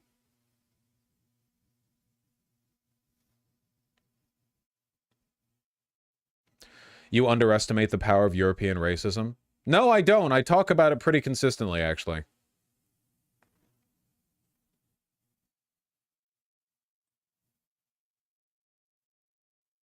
Jesus. Van de resultaten. Belgian Prime Minister Alexander De Croo has suffered a crushing defeat in the country's general elections, with his liberal Open VLD party managing less than 7% of the vote. Wij liberalen, wij zijn strijdvaardig. En we zijn weerbaar. En ik ben ervan overtuigd, wij zullen er opnieuw staan. Ik heb de voorbije weken ongelooflijk veel jong talent gezien. Fake language. En ik ben op dat gebied bijzonder Hate his hoopvol. collar too. God damn. Despite polls predicting that the far-right anti-immigration Vlaams Belang party would become the main political force. Yeah, this is the good news over there in Belgium. It's that the regular right and not the far right ended up prevailing.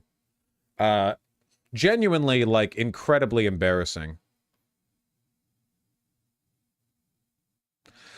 Look at how little this guy has done. I look up this guy's Wikipedia page. Political views and ideology. Like the majority of party leaders in Belgium, he's in favor of greater limits on the political power of the Belgian monarch. That is it.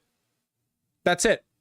Literally the entirety of his political views and ideology section is he believes this thing that basically everyone else believes in his country. Cool. Like, what are your politics, man? What do you believe in? You're the fucking PM. You've been PM for 4 years. Of course, you won't find anything in the English article. I feel like if this guy had done anything meaningful, then he would have, like, something of note, perhaps.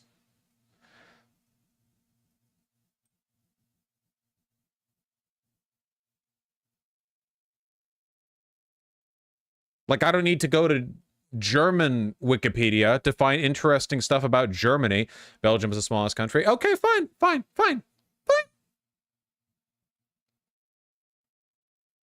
All right, what's your language? Flemish? Are we Flemish enjoyers? What language? Dutch?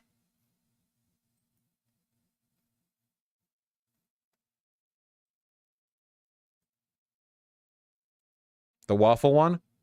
French? Dutch and French. Okay.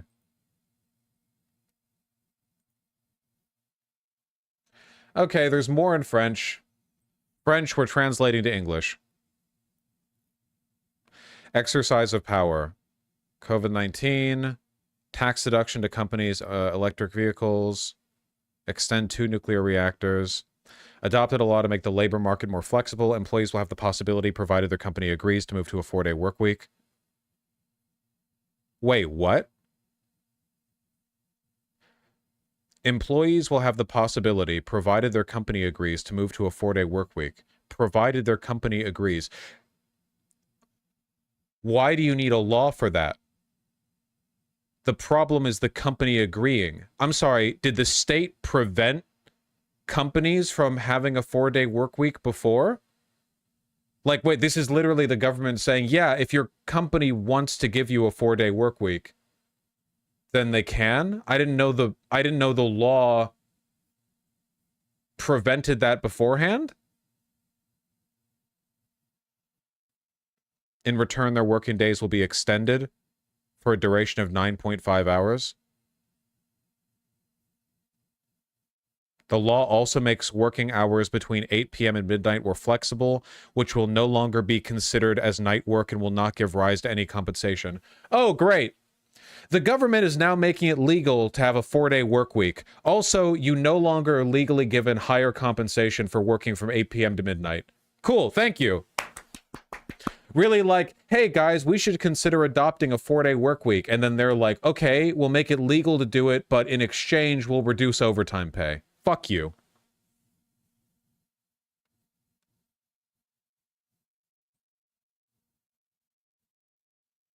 Is that it? That's the only, like, meaningful policy that I can see. Great. Right-wing nationalist New Flemish Alliance retained... Yeah, you know what? You know what? Hold on.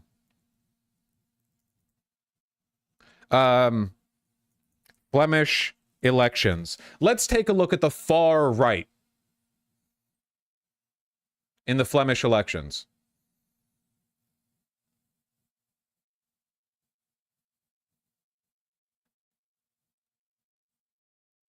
Here we go. Vlaams Belang. You know what? You know why these guys made major gains and the liberals lost? Because these guys actually believe in something. I'm not joking. This is the problem you're going to keep running into over and over and over and over and over again. Liberals administrate with no real vision of what they want in the future, no political imagination. They just sit there and do nothing. Meanwhile, you know, the public gets increasingly disillusioned with moderate rule, and then some lunatic far-right guys show up and they're like, you know why everything's bad? Brown people, we're going to take action. We're going to do shit. Let's go. And that makes the difference. Oh, look at Artemy. You're licking your foot? You're done licking your foot? Walking this way? It means I gotta open the door.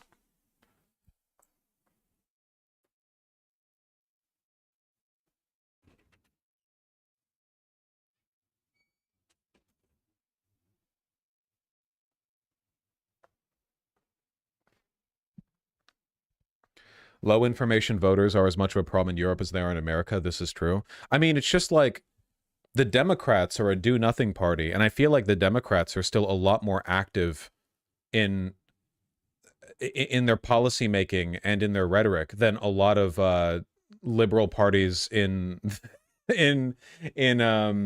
Europe. It's crazy. Anyway, these are the far-right nationalists. Though they self-describe as center-right, of course. Belgium has compulsory voting. It's probably good. The direct predecessor of the Vlaams Belang was the Vlaams Blok. Okay. Cool, cool, cool. Ideology. Flemish nationalism. They want Dutch to be the only official language. Anti-immigration, repatriation of immigrants who reject, deny, or combat Flemish culture, as well as certain European values, including freedom of expression and equality between men and women. Oh, I'm sure they're very committed to that position. Great replacement theory.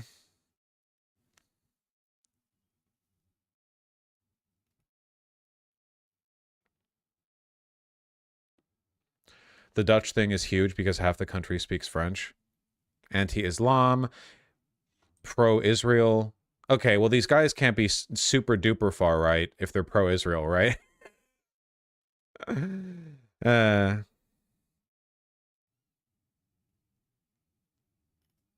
Anti-same-sex marriage. I mean, at least these guys have fucking some kind of plan. It's crazy.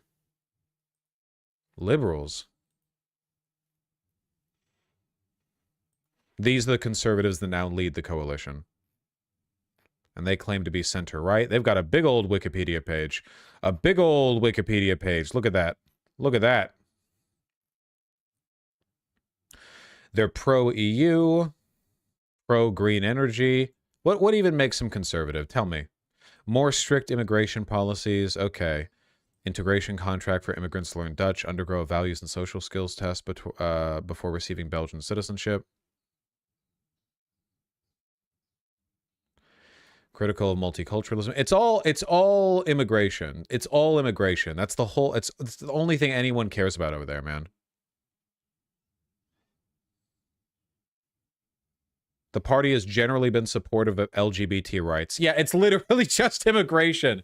It even said the far-right party had recently dropped their campaign against gay marriage. It's like, yeah, it's all Islam. It's all that shit. That's all. That's all.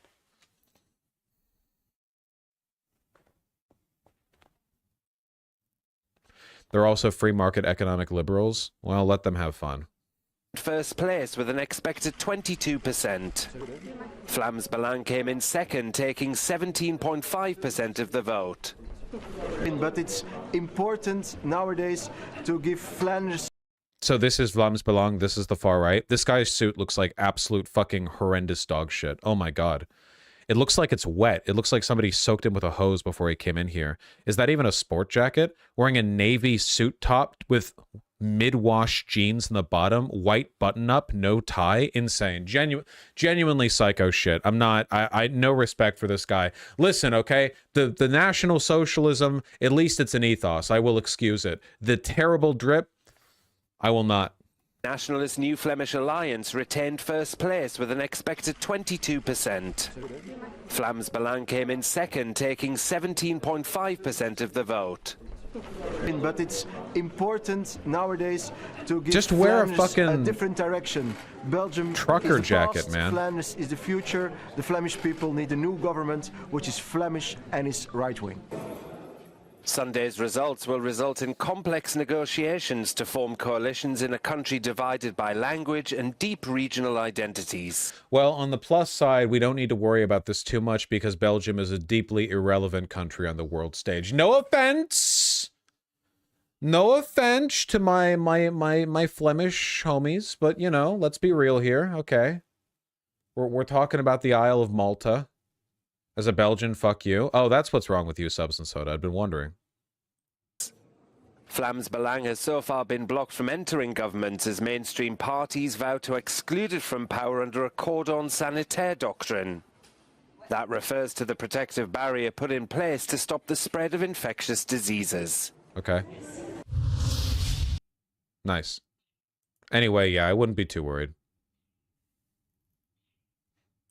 Why does it never stay like that? I want it to be like that.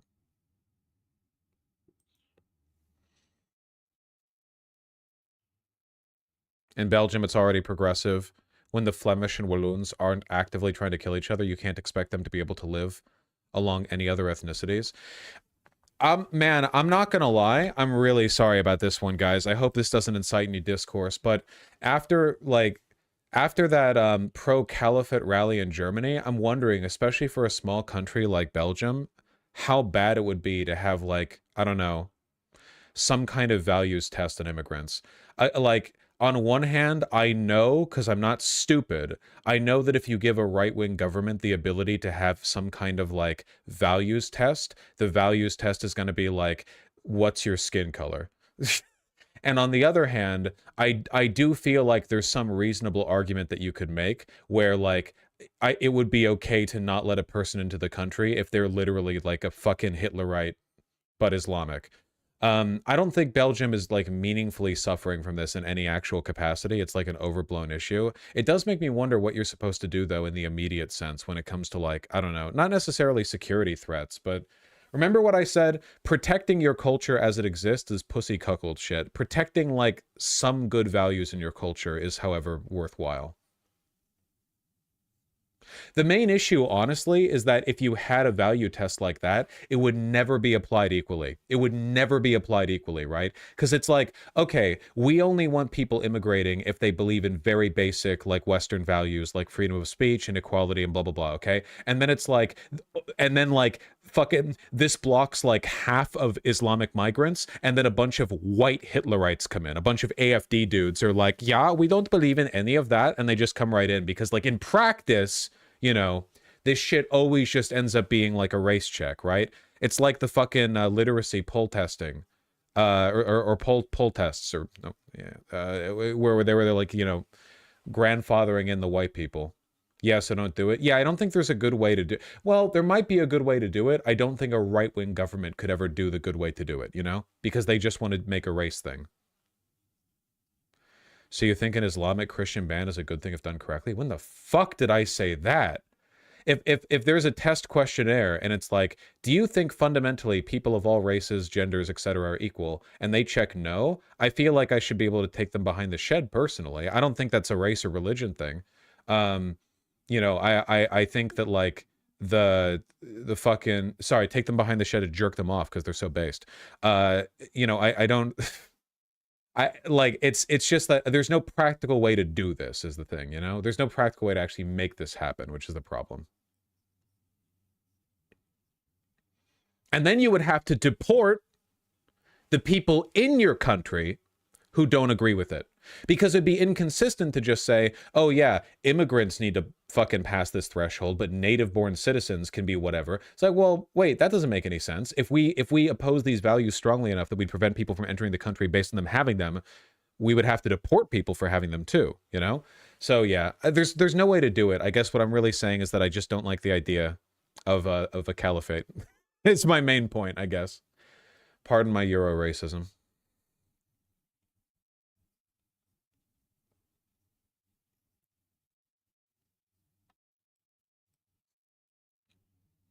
Immigration test, but it's actually just being able to shoot like a 3-pointer. Like you get 5 tries. What about that one? No, because then white people wouldn't be allowed in. It'd be racially biased. Fuck.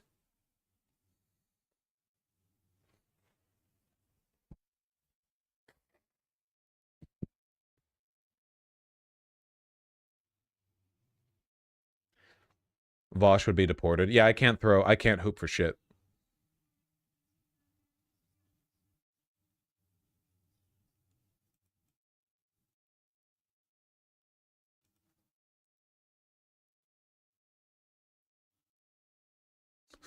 What the fuck?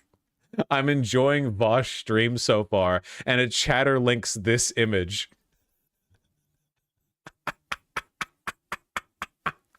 Orbital Lizard, are you okay? How you doing, man? You okay?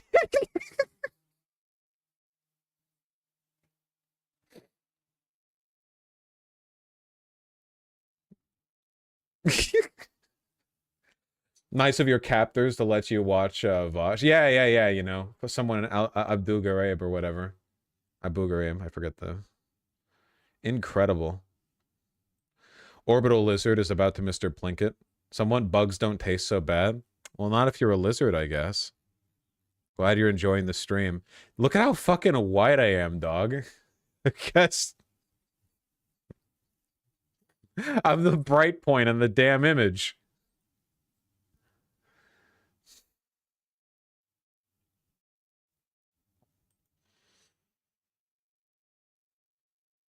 Well, want to provide good entertainment for you while you're eating the bugs.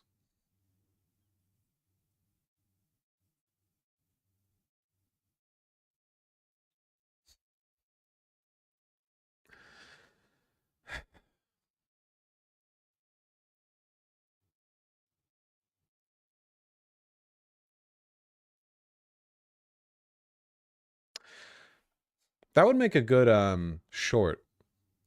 I really need to get into YouTube Shorts. I don't know if you guys have noticed, but if you open up YouTube in your phone now, the shorts are at the top of any search or like update to the feed. I really need to make shorts. And I was thinking like, I feel like the shorts should mostly just be like funny snippets the same way Twitch clips are, you know? Like, I feel like we need to dump that shit. Like not low effort in the sense of like the content sucks, but low effort in the sense of not super high editing, you know? I think that'd be a pretty good way of handling it. You know, like just treat it as like a cute little mini advertisement for a stream or a bit. I think that'd be good. That'd be a good bit. That's good. I'm mentally marking that. I need to like, how far into the VOD is this? 2 minutes and or 2 hours and 6 minutes. I need to like, I need to have like a system for this. I need to think like, oh, that was a good bit. That was a good one. Here, I'm just gonna, with no context, text the editors. And then I'm gonna add a heart after, so they know that it's not me, like, being kidnapped and sending them a signal. This is why I come here for the professionalism, yeah. You know.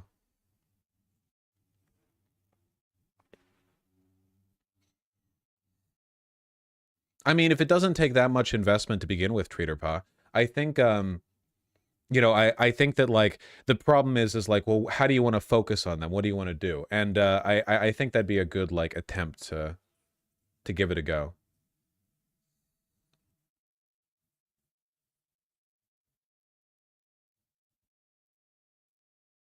You could play a really loud noise so Tempest and Ryan could see it in the editing timeline. Yeah, here's the VOD. Check the waveform, and there's one red peak so high it goes up into white. And they're like, okay. All right, disable the limiters on OBS for that one. Hit him with a fucking 78 dB shout. Hit him with a fucking Dovahkiin shout that destroyed the microphone. But did indeed signal to them that that is the point where the short is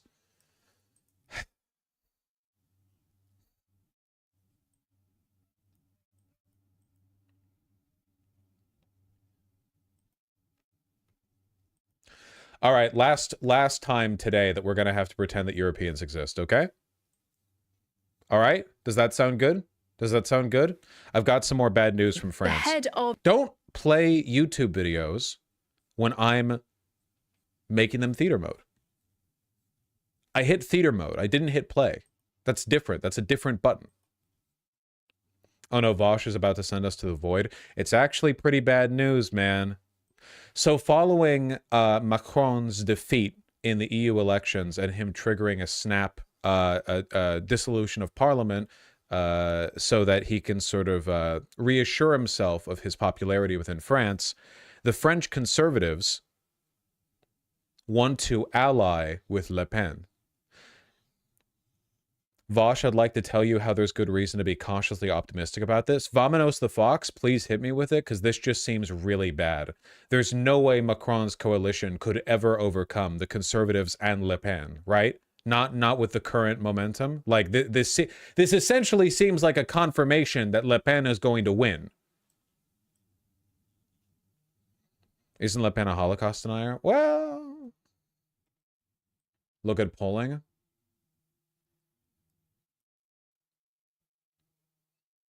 This is the government coalition right now, right? Ensemble. Jesus. Look at that, losing 10 points. Is this the government coalition or the government party?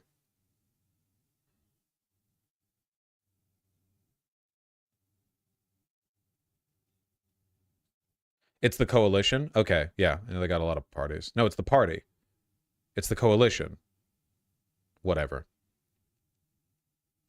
They would get kicked out of the EPP? No alliance with Le Pen. German conservatives threaten to kick Les Républicains out of EPP. Is Le Pen ousted from EPP as it is? I thought it was just the AFD that was ousted, but Le Pen is still there. I did read your response, Treaterpa. I'm there. I'm always reading. Le Pen is in ID, different coalition. Okay, gotcha. Well, then couldn't they just move to ID? Les Républicains would never ally themselves with Le Pen. And yet, now apparently, the French conservatives are actually unhappy with their leader saying they want to form an alliance with Le Pen.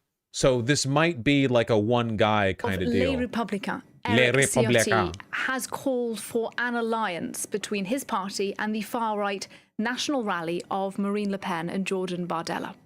It is a huge moment in French politics, just 3 weeks ahead of the snap election, with polls suggesting the far-right could be within touching distance of power.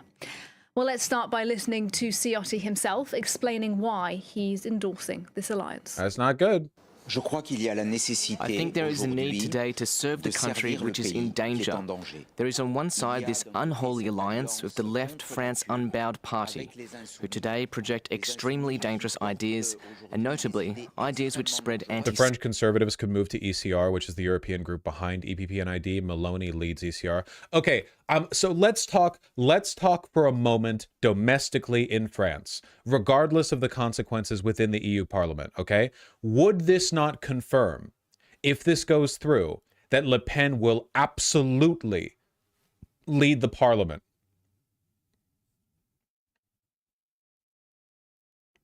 Like, there's no question, right? Like, there'd have to be some major ups. If it went through,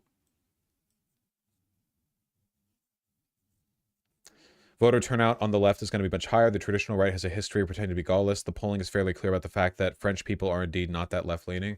Yeah, but, you know, I don't know, man. No, the left and the Greens have formed a popular front against them. Yeah, but without, like, Macron backing up with any kind of... Like, they don't have the numbers. They don't have the numbers. So is it literally just liberals getting completely ousted and it's the far right and the far left like smashing their heads against each other? They'll have the momentum. This is the most like not really, not entirely. What remaining liberal parties remain relevant? It won't affect the EU problem. No. I'm talking domestically. I'm talking domestically in France.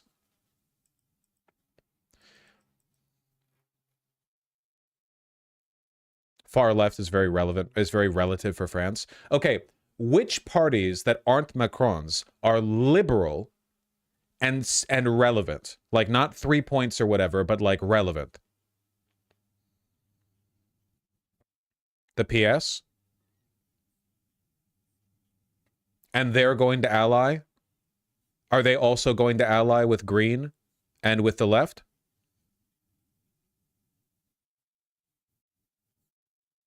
Yes? Okay.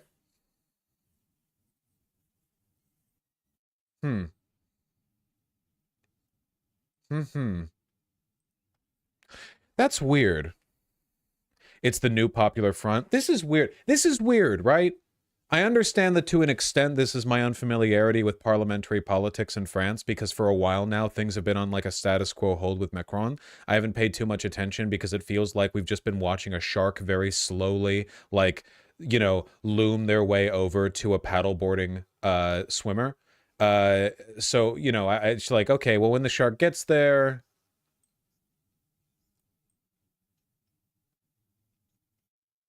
So this was just launched, like yesterday.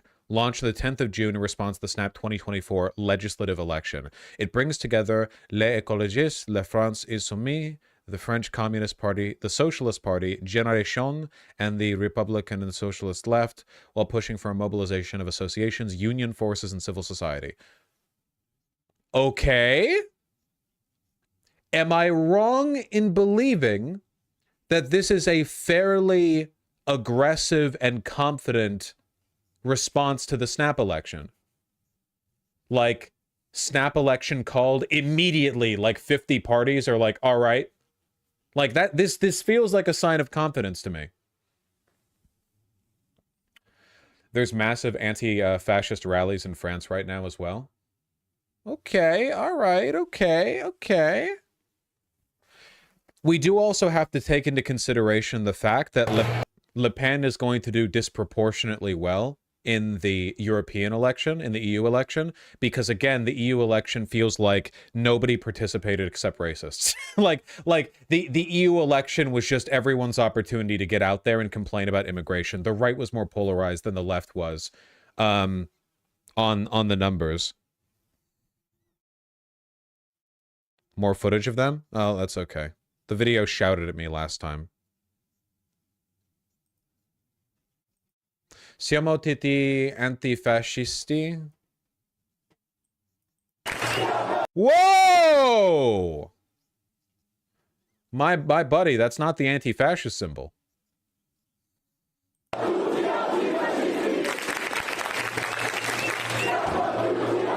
Okay, they're probably fine. I see some homos in this group. It's fine. It's fine. It's fine. It's fine. Just play their paradox games. It's fine.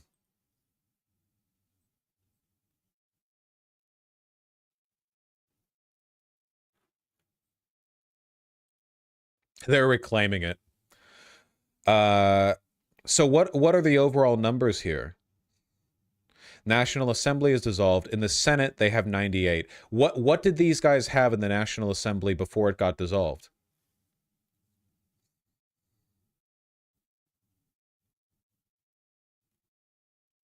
God damn, a lot of people are working on this. About 145 seats. That's pretty big. That's pretty big. And how many seats is Le Pen and the Conservatives expected to take?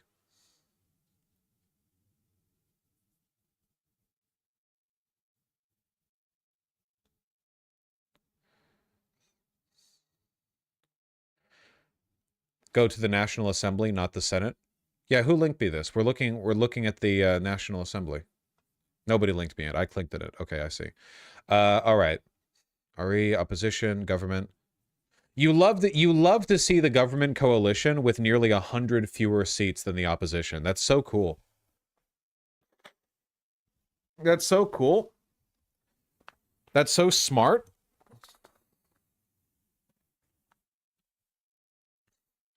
RN is liberal. Yeah, in opposition. Okay. So,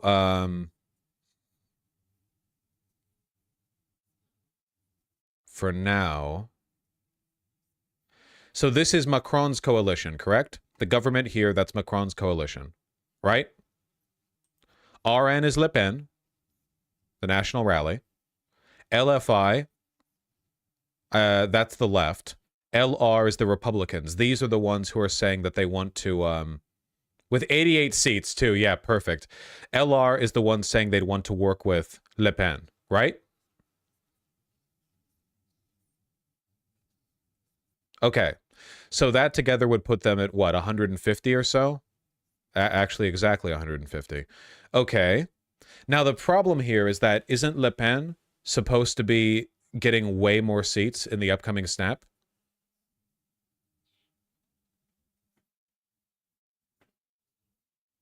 Yes, that's the problem. Right.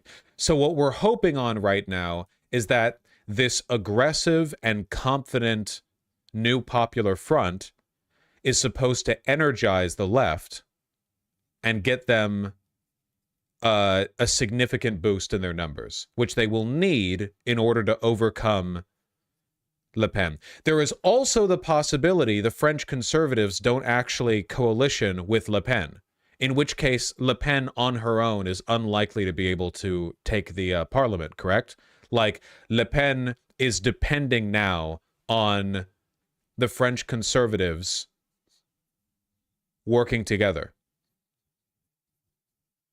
She'd probably form a minority government, possibly, but if it's just her on her own with no other real allies, then it's possible that the new Popular Front forms a larger coalition and they become the government.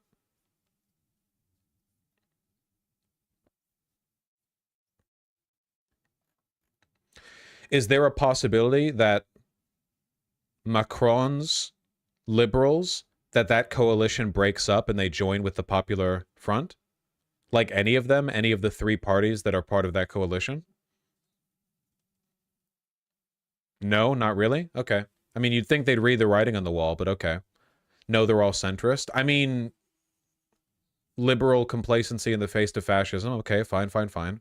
Macron will never, ever, ever join with them. You know, I really hate that man. Like, I really hate that man.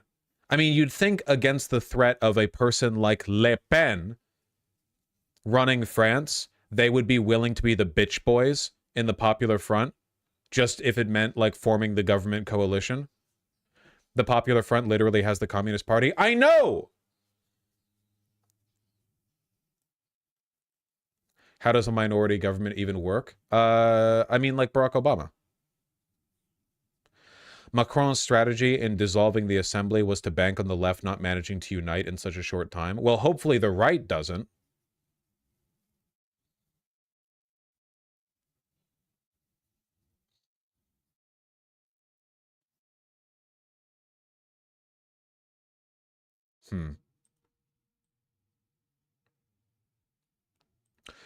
Yeah, who's going to lead the Popular Front? That's pretty important. Will it be a social democrat? Will it be a communist?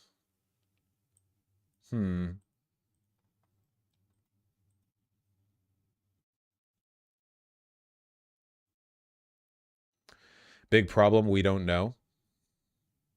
Yeah. Because that could end up stirring things as well. Let's see here. I'm still interested in the proposed coalition between Le Pen and the conservatives. It doesn't really matter yet as Macron will be in power till 2027. Hard disagree. Okay, Comrade Robin Hood. It massively matters narrative-wise. Le Pen just got a massive victory and Macron was handed a crushing defeat. If the narrative from this, like rising from the ashes, you know, the new Popular Front, the leftists rising up and instantly sweeping, taking more power and popularity than Macron had as the minority government coalition, that's very important if that happened. Whereas if Macron wins, Semitism. There was this alliance last night, so there is this big bloc. On the other side, there is this Macronist bloc, which has threatened the country today with more violence and insecurity. And then there is a bloc on the right, a national bloc. The Republicans have made sure we have a strong voice, but today are too weak to oppose the two most dangerous blocs. So we need an alliance, while remaining ourselves and avoiding the dangers of France unbowed, who tomorrow could have a majority. So we need an... From Nighthawk 92929, watching Vosh talk about politics he has no understanding of is pretty agonizing. Damn, that's crazy. What politics do I have no understanding of? You know, politics you don't understand. The politics of YouTube chat. Goodbye. Haha, got his ass. I love to go into YouTube chat sometimes, see people bitching. It's very important to me on a spiritual level. Because people, my favorite kind of bitching is the non-specific bitching, because you know they're just mad for no reason. You know? An alliance. Yeah, remember with the Mexican thing with fucking Mexico, and everyone's like, you have no idea what you're talking about, and they couldn't tell me what I was wrong on. It was very weird. Well, plenty of reaction to Eric Ciotti pouring in this afternoon, gorgeous. Including from... Can I be weird for a second? Doesn't she look a little bit like that phenotype of the one lady who did the serial killing? What was her name? She had like was it serial killing or just regular killing, where she had like the round glasses and she was in court? It was like black and white photos of her. You know what I'm talking about? Like the femcell kind of, you know what I'm talking about? Would you say this at a bus stop? Yeah, sure. None of you are going to supply me with this? None of you know what I'm talking about? Now she looks like a librarian? That's kind of what I'm talking about, though. I know who you mean, but the name has left my brain. Yeah. Not all women with glasses are serial killers? Oh. Don't yuck my yum. Maybe one day. Some Republicans who aren't happy with what their leader had to say. The Republican senators have unanimously like reaffirmed her? No, what not must be her. the clear and It's like responsible black and white line of the photos. French right, remaining itself by keeping our independence and autonomy vis-à-vis from the Macronist camp as well as from the Le Pen camp. Well, by contrast, Ciotti's announcement has been welcomed today by the president of the National Rally, Jordan Bardella. By responding to this call to unite, Eric Ciotti chooses the interests of the French before those of our parties. Let us join forces to fight against... Yeah, this phenotype, the femcell phenotype. I was referring to this girl in the top right. But yeah. Oh, is she in it? I don't think she should be in it. Now we're just doing the thing where any woman with glasses. Glasses are good, though. Serial killing is when a woman can't see. I agree. Migratory chaos, restore authority and order, and support the purchasing power of the French. Unity makes France. Our French politics editor, Mark Perelman, is with me now to unpack some of this. And Mark, look, it has been a really fast-moving day in France. Every single sitting Senate candidate from the party whose leader announced he wanted to collab with the far right said they'd resign if he went through with it. Can you link that, Masagui? French here, not going to happen. Far right is going to win. The left is going to lose big time. The left is divided, and the Macronists created an acceptable candidate, Glucksmann, to increase division while treating regular left as dangerous, worse than the far right. Okay. I mean, we'll see. We'll see. We'll see. French politics. The show just said it. Yeah, but they said it in French. Just first of all, tell us a bit about your take on what's happening inside the Republican Party, because it looks a little bit like it's splitting, effectively. It looks a bit like a civil war, indeed. Eric Ciotti's move, which he hadn't told any other party leaders about, puts him in a very lonely position because he's been attacked for his move. Some have been calling for his resignation. And some pretty heavy weights. The president of the Senate, Gérard Larcher, said Eric Ciotti must resign. We just saw a quote from the head of the Republican group in the Senate, Bruno Retailleau. He just held a press conference and said Eric Ciotti lied to us. We were in a meeting yesterday afternoon.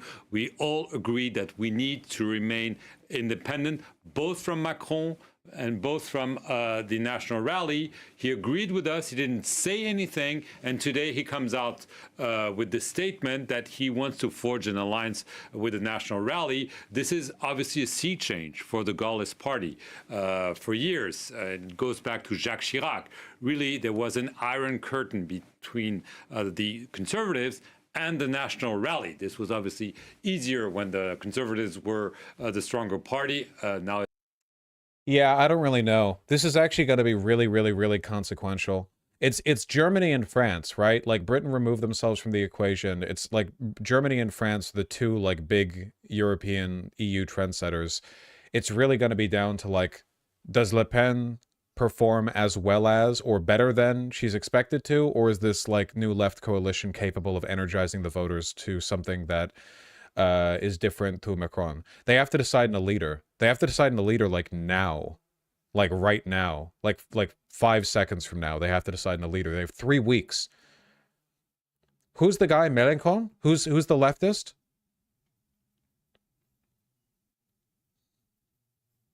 The French leader, Mélenchon? Mélenchon? I don't know if it can be that guy. Mélenchon? Is he? What are his polling numbers? But hated by liberals? Yeah, because he's like an actual leftist, right? So he might be too divisive for like a big coalition. He's a tanky. All leftists except for me are tankies. French left leader literally did the Jews killed Jesus bit. Okay.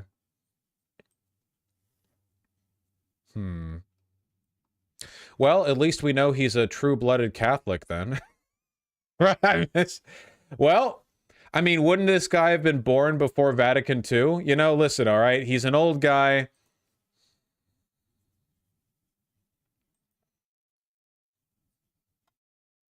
He's pro-Russia? Yeah, we literally... Why is everyone in chat saying he's pro-Russia? That's been said like 50 times. Do you think the 51st is going to convince me? I get it. He's an Assadist and he's pro-Russia? Well, here, let's count the number of times. Let's just check. Okay. Okay. 1, 2, 3, 4, 5, 6, 7, 8, 9, 10, 11, 12, 13, 14, 15. Seriously? Come on. Come on. Come on. Come on. French presidential elections. Yeah, here we have history repeating itself over and over. Back in 2022, Mélenchon right here with 22%, Le Pen at 23%, Macron with 27.5%. If the election was held again today, I genuinely think Macron would get like 14%.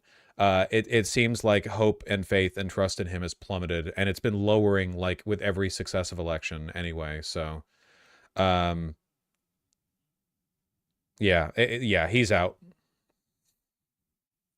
Mélenchon would be better than Macron, certainly better than Le Pen. So that's cool at least.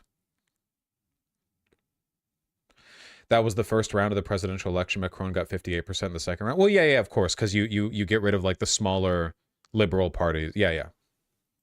It's like initial interest. First choice.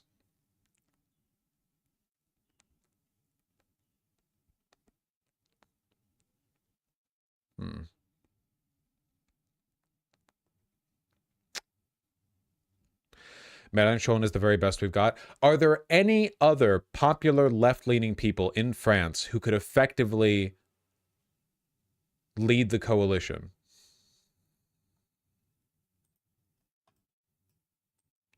No? Fare, maybe? Mélenchon is divisive and bad-tempered. Ruffin from the LFI could be a good alternative. He's popular, not a career politician.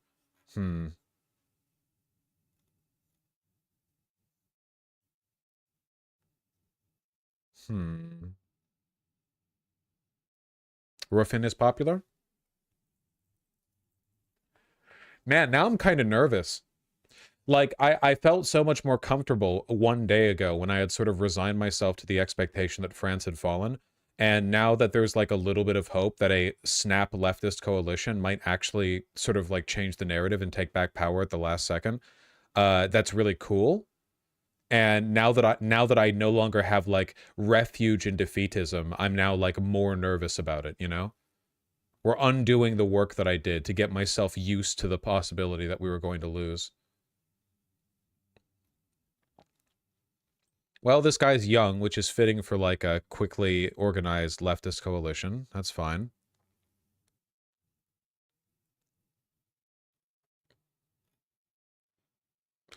Identifies as being a social democrat. Okay, that seems fitting for the coalition. He has a long enough Wikipedia article.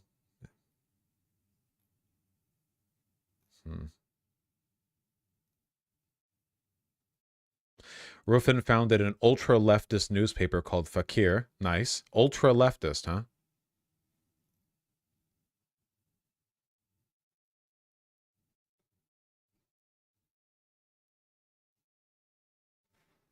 We'll see. Ultra-left, oh fuck off. I mean, it's not necessarily inaccurate. Ultras are a real group within the left. They're basically like the coolest communists that you'll find. They're basically they're like Marxists who didn't go down the Marxist-Leninist road and are sympathetic to some elements of anarchist theory. Basically, the job of the ultra is to read a lot of theory and sneer at people for knowing less than them, but in a kind of like a less of an elitist way and in more of a defeatist, like, wow, I can't believe Marx is turning in his grave. Nobody uses his name properly kind of way. That sort of way.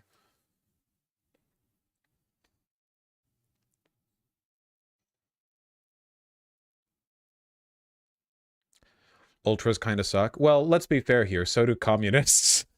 I think that ultras are one of the less insufferable group of communists, considering the average person who calls themselves a communist is some kind of like campist proto-fash who will defend literally any reactionary policy if it comes from a country that doesn't trade with America. So, you know, better than the tankies.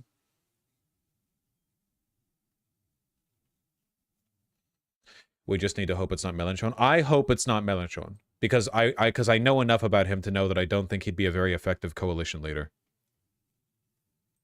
That is quite a lot of accusations of anti-Semitism. My God.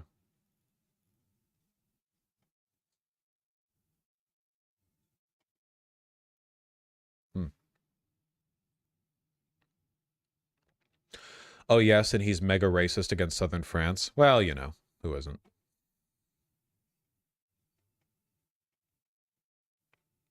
All right, end the segment, end the segment. Get me out of here.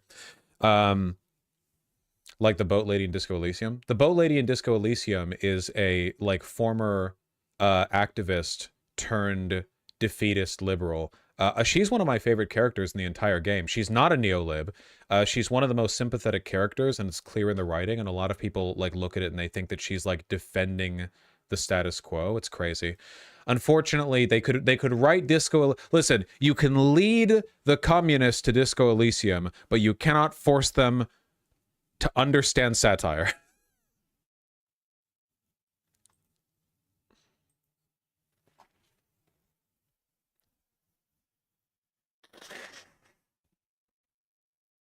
If you're watching the stream and you're enjoying it, by the way, and you're not subscribed, what are you doing, man? Honestly, I don't even know. I'm out here doing maybe the hardest job in the world, and I think you could really, you know, I think you could improve my life by hitting the sub button. Ring the bell. Who gives a shit, man? Ring the bell and give me money. You know, join VGG, the website where the chat pops up on. You know, make an account. Give me your credit card details. Who cares, man? Who cares anymore? You scared about your private info getting leaked? Why? It already is, idiot, dumbass. It's been like 50 Amazon leaks in the past 3 years. You think all your shit isn't out there? Make your password 12345. What am I going to do with that? Give myself donos? Wait.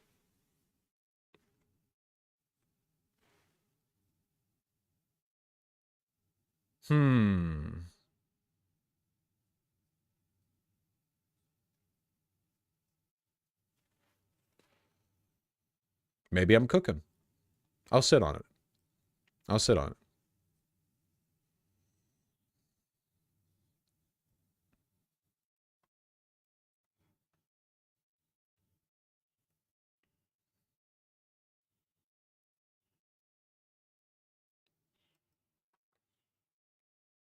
Vosh, an Italian communist who was in Hungarian prison for beating up a Nazi, just got elected to the EU and got let out of prison because of immunity. Holy shit.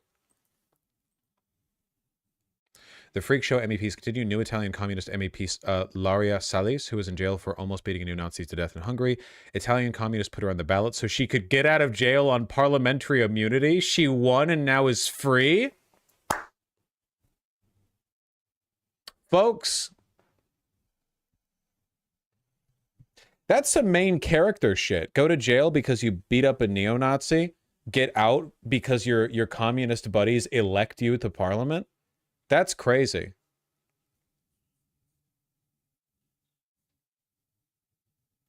And she's a woman? Yeah, no one's perfect.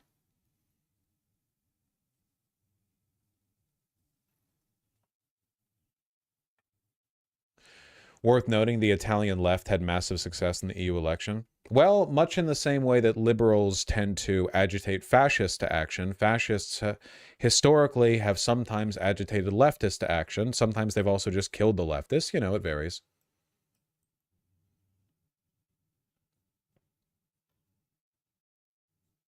What the fuck are you talking about, Ismelia? The Irish left seems like it'll do well too. Skelly communist, you got something on your mind, motherfucker?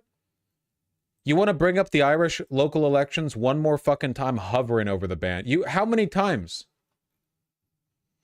Oh, that's it. Chat audit. The hammer's coming down. How many times? Dun dun. Ooh, you at me a lot. You know, you don't need to at me. You can just say Vosh and it tags me. The at's not necessary. Let's see. Irish local elections today, King. We doing local elections for Ireland today. Not even close to Irish local elections in terms of craziness. Oh my God, Irish local elections, is it happening? Why? They're very important for Ireland, actually. That's after I said we're not doing them today. That's the first time I made fun of them for it. Something lose in Ireland's European elections. That's fine. That's fine. Second order. And Ireland. Senator Jeremy Corbyn too. It's a smear. Ireland's best player. Ireland. Ireland. The Irish left seems like it'll do well too. Now, will I ban for this? The answer, no, because I'm merciful. Will I remind you that I see all your messages and remember all of them? Yes, I do.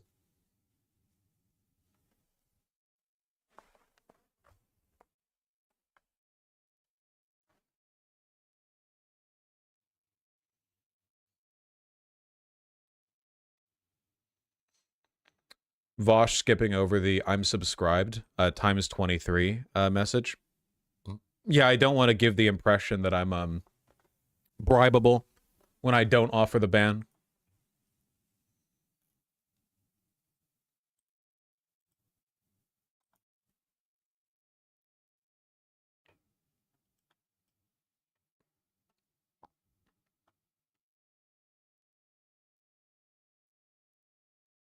Can you temp ban me for 20 minutes so I can get off my ass and go to therapy? We don't have a 20-minute preset option, so a day it is. There you go. That rounds up. Go to therapy.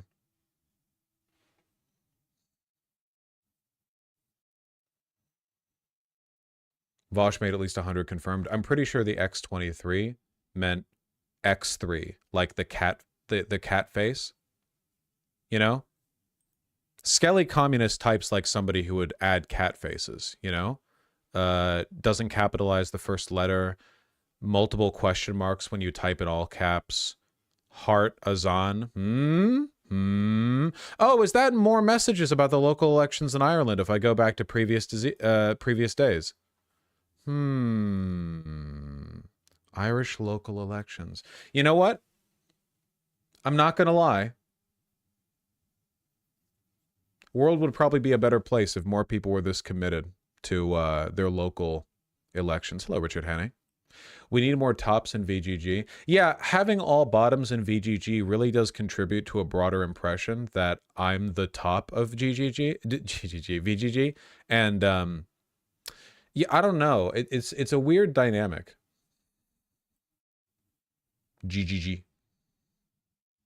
Some of us, I assume, are tops. Cat face if you're a bottom.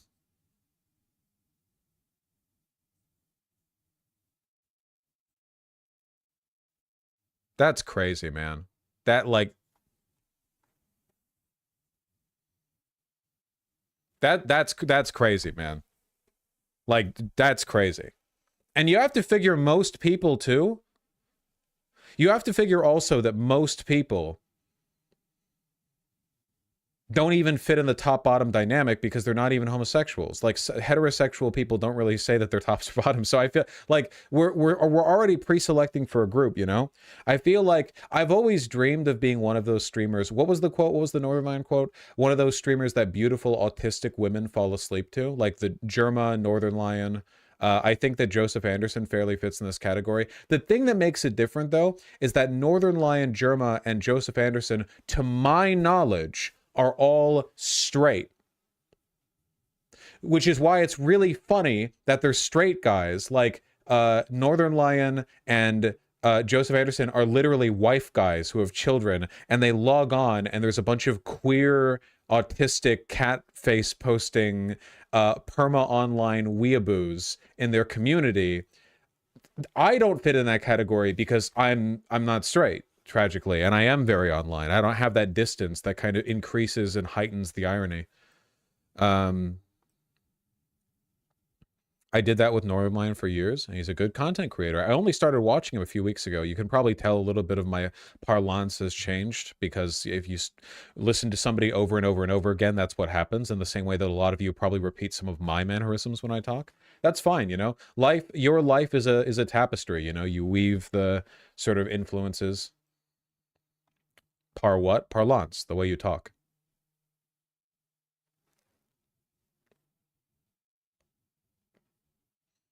We can't even catface ironically because there's no such thing as being a bottom ironically. There's just denial. Yeah, that's how I feel about verses. All right, moving on.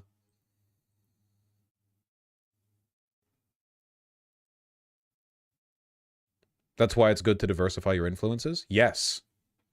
For the first year of me streaming, it's very clear that the main content creator I watched was Destiny. If you want like a strong argument in favor of diversifying the sources of your media consumption. All right, what is this?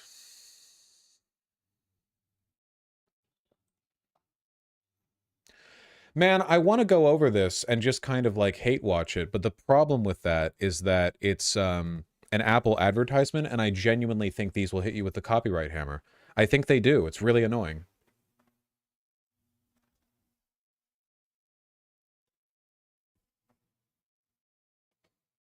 Probably. Yeah, probably.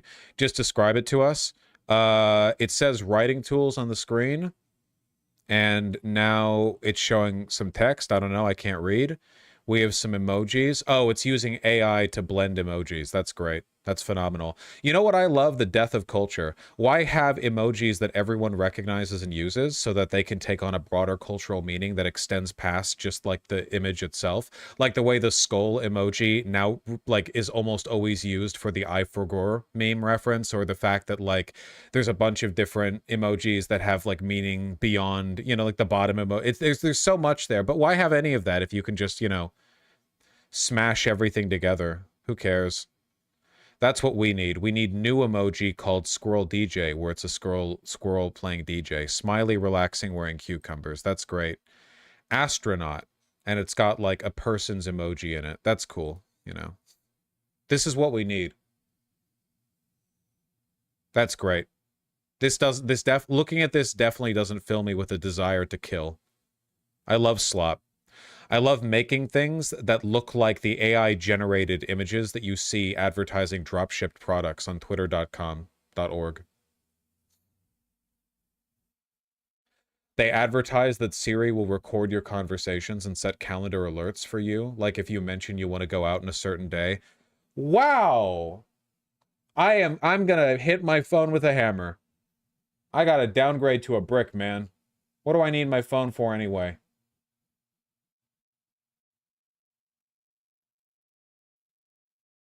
Image of a cat as a chef. Just type rooftop and any other descriptive words, and it generates the image in the middle playground area.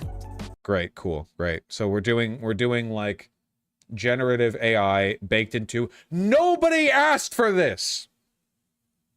Nobody on earth asked for this.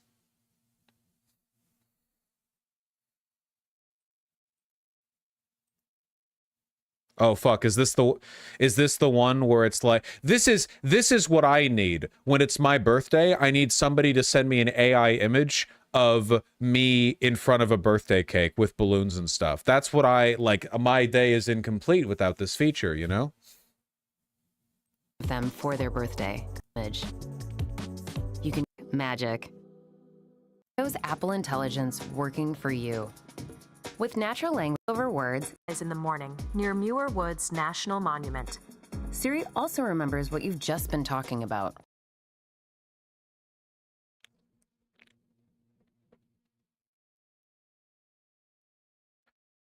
Create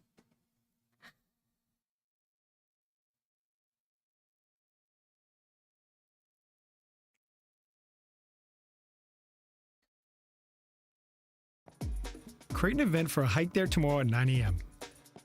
Hike is scheduled for 9 a.m. to 11 a.m. on June 11th. Next, personal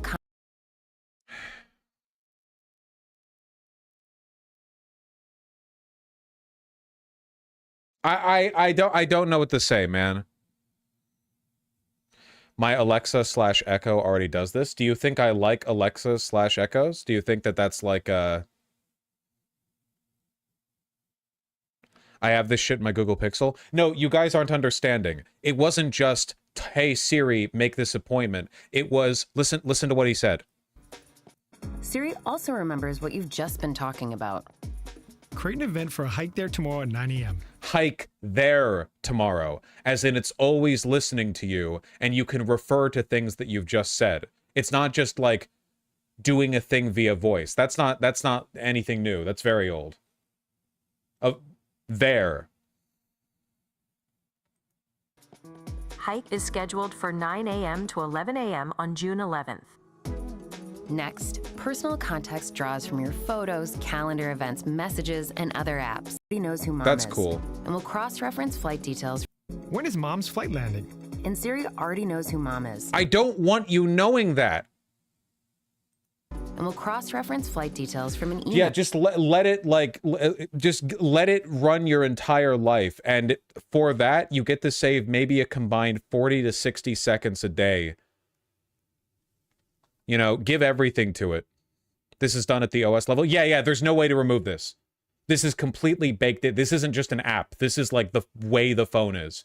Any Apple iPhone you get from this point forward, it's like, just congratulations. Just all of it is just always listening, always recording, always providing all the time.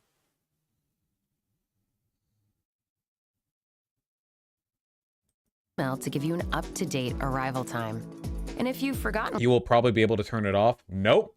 You might be able to tell the phone to not act as though it has that information. You know why I know you can't turn it off? Because Apple is already making deals behind the scenes with organizations they're going to sell that info to. It could be the government, it could be the feds, it could be like broadly local police or whatever. Like it could be where they're like selling their data harvesting to. You can't turn that shit off. And I know that because they've already been recording us through our phones for a long time now. Seriously, you can test it out. You can test it out any fucking time you want. Seriously, okay? All you have to do, bring your phone with you. It can be on or off, who cares? It just needs to be charged. You know, like it doesn't have to be on, right? But it needs to be like active. And have a conversation with a friend about a very specific product, okay? Just something. Hiking tents. Hey, I've been thinking of getting some hiking tents. Go up, local search, ad search, what Amazon recommends. Congratulations. It was listening. This happens all the time.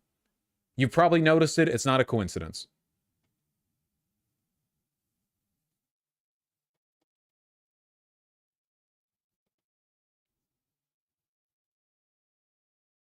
I recently saw a Twitter post, and it's a Twitter post, you know, it's not like a investigative article. It's just a Twitter post where they said that they had recently been getting a bunch of advertisements for a specific kind of shoe, and they had never talked about it or looked it up or anything like that. And the only reason they think they might have is because they were wearing that shoe and they point their camera down at their feet when they're using their phone, implying the camera might be on at all times when the phone is active, and that it's recording information or taking occasional screenshots to try to learn more about your environment so it can better advertise to you. That's the entire economy now. It's all data harvesting. Now, I don't know exactly if that is true, though I don't know why it wouldn't be. I mean, it's fully in line with what they're already doing, you know.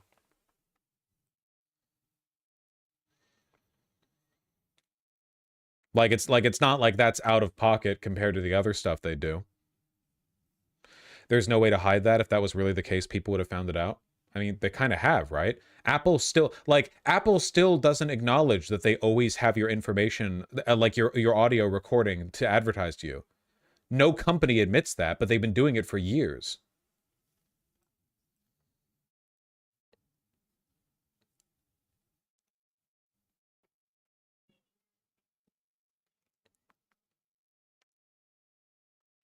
This feature isn't that.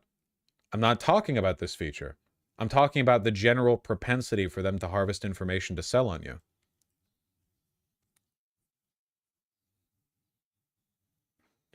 Apple doesn't do that, Vosh. The data is encrypted on device. Benjamin, you're gullible. You think Apple doesn't do data harvesting? The data may be encrypted on the device. That doesn't mean that it doesn't get sent in packets or at some point picked up. Of course they do. Every tech company does. That's the entire fucking economy now. The entire economy. Yeah, they don't. They do.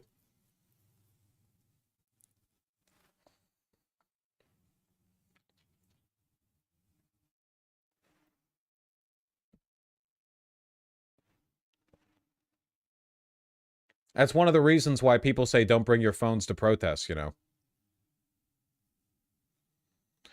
Don't certain states require two-party consent for recording conversations? It doesn't. They harvest in your data, man. Nothing gets in the way of that. This is capital moving. Unless Apple's lying in their shareholder meetings and releases where they... Benjamin, with respect, you're being, like, comedically gullible, and I'm not in the mood to argue it. You're just going to have to look this up. I'm not arguing about this with you. You seriously think that somewhere in the shareholder meetings, they'd be like, here's a $2 billion from the data we sold? No. There's incredibly complicated, extremely, like, decentralized systems through which data is anonymized, packaged, and sold. This is, like, the bedrock of tech these days. You're being comedically conspiracy brained, and I even like that shit.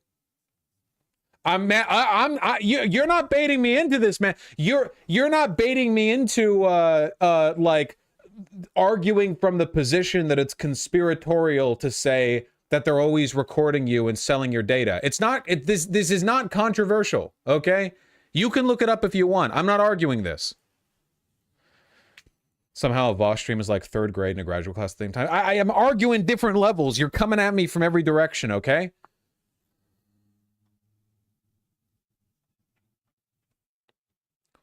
Apple in itself has no monetary interest to collect unnecessary data. They don't sell ads. The app developers do, though, especially Google and Facebook, which people have in their iPhones. Yeah? And how exactly do they scrape the data from your audio without the consent of Apple? How does Amazon access your audio otherwise? Because it is demonstrably true that you can have conversations around an iPhone and get different advertisements. You're crazy. Next, you're going to say the capitalist class is exploiting worker labor. True!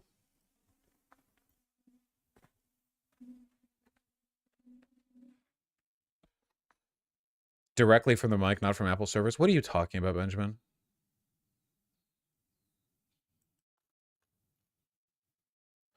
As a cybersecurity engineer, this guy's wrong. Apple definitely does this. They mine your data. I know they do. You don't need to. I'm coming at this from a position of 100% confidence.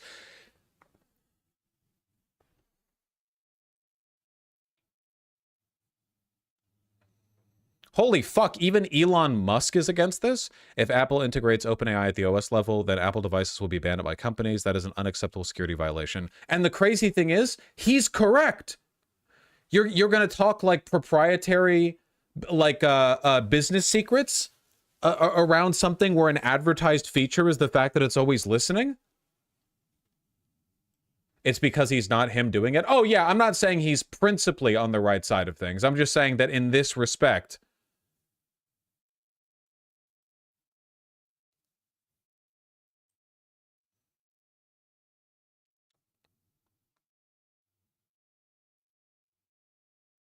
What plans you have, you can just a double tap at the bottom of the screen, and you can quickly and quietly type your Siri request. Okay.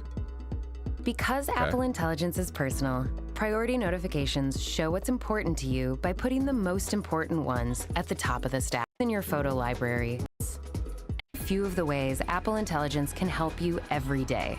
It's super easy to use and gives you peace of mind knowing it's designed with privacy from the ground up. So that's Apple Intelligence. That's great. That's phenomenal, man. That's so cool. Having such a good time in the future. You can literally tell on rooted/jailbroken devices that they're doing this, and if you disable microphones at the hardware level, the weird shit stops. Yeah, this is, again, this isn't a conspiracy. This has been known for a long time. It's like a giant open secret. Like, did you know that all the like if you ever do anything on a digital device that has any kind of direct account info or any link to who you are as a person, then they're selling that shit. It's money on the table, man.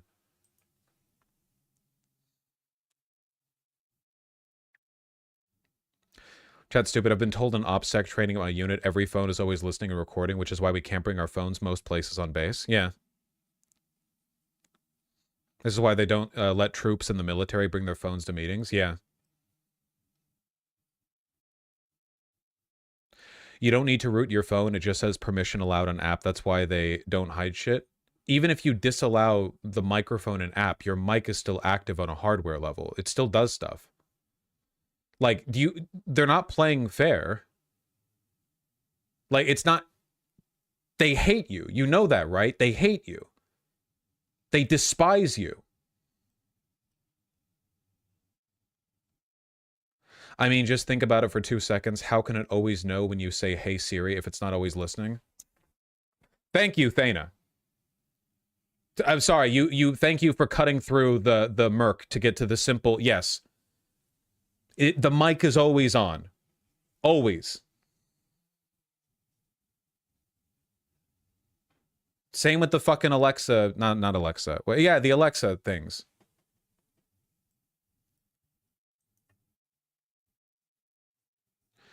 Vice did an interview about this with Snowden about 8 years ago. Yeah. Yeah, I don't have an Alexa in my home. Not that it matters because I've got a phone. Do you think if you turned off mic permission for everything, it would still listen to you? Yes. In Europe, you can GDPR request your data from Amazon, and what you get back is hundreds of hours of recordings from your devices. Is that true? Hold on. GDPR Amazon recording request. 5 actionable steps to GDPR. Obtaining my personal, from The Intercept, getting my personal data from Amazon was weeks of confusion and tedium.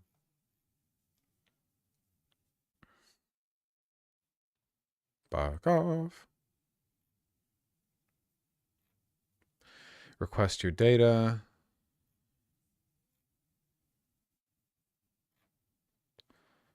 Massive amounts of bureaucracy. Ultimately took 19 days for Amazon to fulfill my data request. 74 separate zip files that had to be downloaded individually. Jesus. Advertising.1.zip, advertising.2.zip, advertising.3.zip, Alexa.zip, Amazon Music.zip.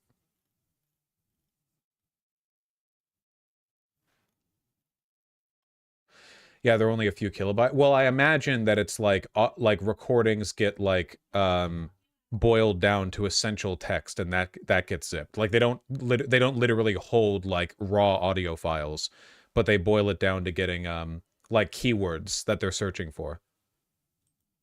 Amazon Alexa user asked for his personal recordings but got someone else's. He requested his data under European law but got 1,700 recordings of a stranger. Okay. That's cool, man.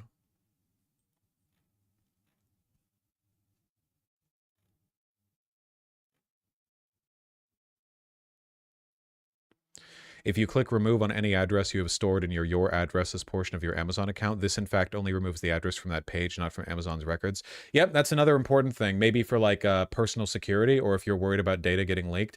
Anytime you remove anything from a website, you're just removing it from the front end, man. They don't delete on the back end unless they're legally forced to. That's for like everything. This dystopia is lame. Yeah, it's pretty boring in reality. Google does store the audio. I requested my data from Google and I found audio clips of me from 3 years ago speaking an address into Google Maps. Holy shit. That's fucking terrifying.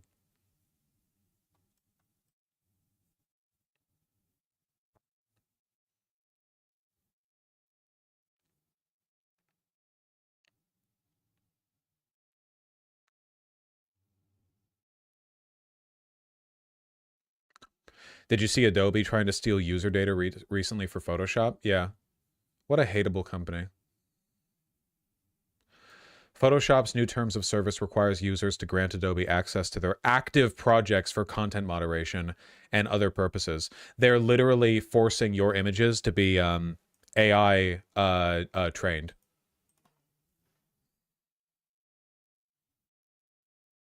Literally, like, if you draw in Adobe Photoshop, it is getting, like, the info's getting, like, live broadcast to their computer servers so they can use it to do whatever the fuck they want with. And they're charging you. It's a monthly service fee.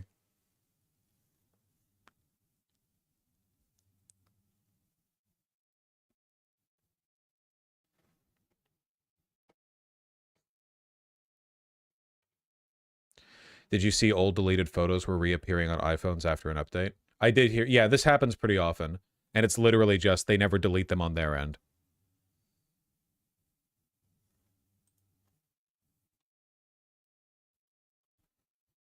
Benjamin, I have literally no patience for your weird, incessant, uninformed, like, fanboying for Apple. I literally don't care. You can Google the subject if you want.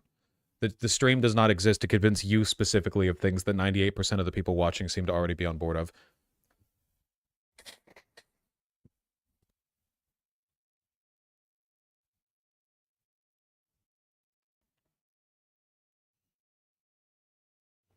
What if it did, though? If this stream exists to educate one person specifically, that person is me, because I am a dumbass and I need all the help I can get. T-Rex wearing a tutu on a surfboard. Look, guys, T-Rex wearing a tutu on a surfboard. Emoji. You want a T-Rex on a surfboard? I do. That's what I want. You've got a T-Rex on a surfboard. What about the tutu? Simply type a description of the emoji you want. How about a... What about the tutu? You didn't mention the tutu in the voiceover.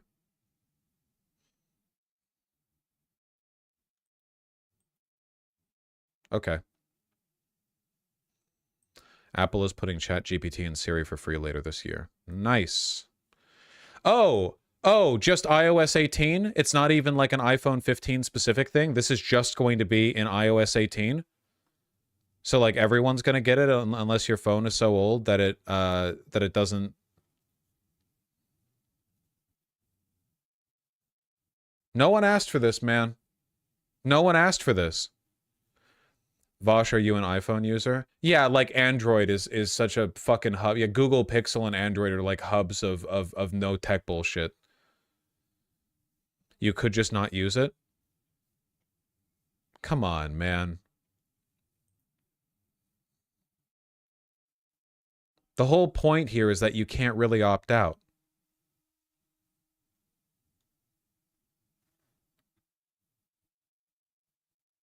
Did I ask for when I do a Google search now, a fucking Google AI thing pops up at the top?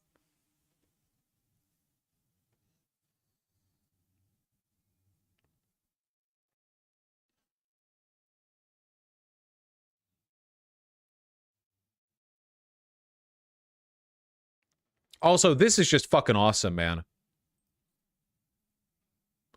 Hey, I want to Google like what meal that I can make. Here.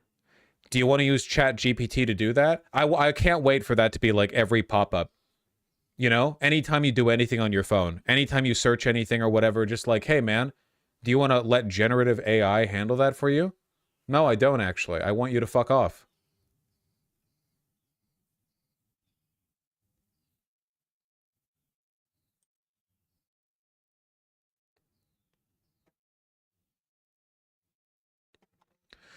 Google ran into a problem with efficiency years ago. It was too good. No one would be on the results page long enough to see the ads and sponsor results.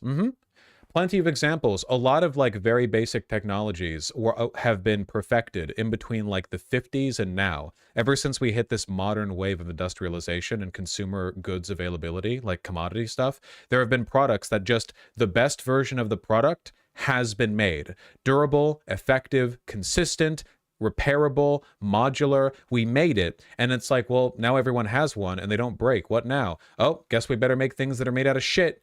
There are still blenders and toasters from the 50s that work, you know? Planned obsolescence isn't just like a physical product thing. It's everything everywhere. Our search engine is too good. People find the results they want in step one. Nobody looks at the ads. Nobody scrolls through and sees the irrelevant bullshit they don't care about. Let's make it deliberately worse after we've already cornered the market so people have no other way of like accessing their shit, you know?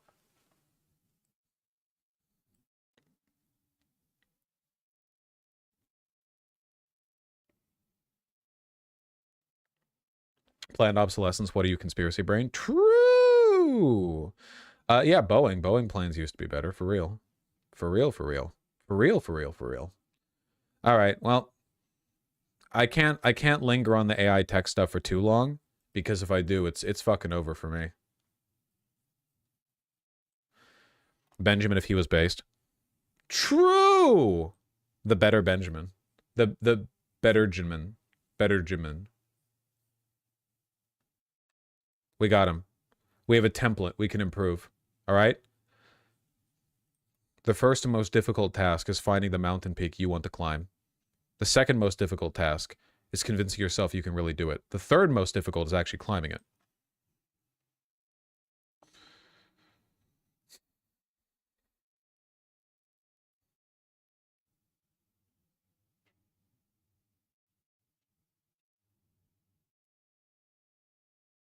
Yeah, I know, okay, comrade.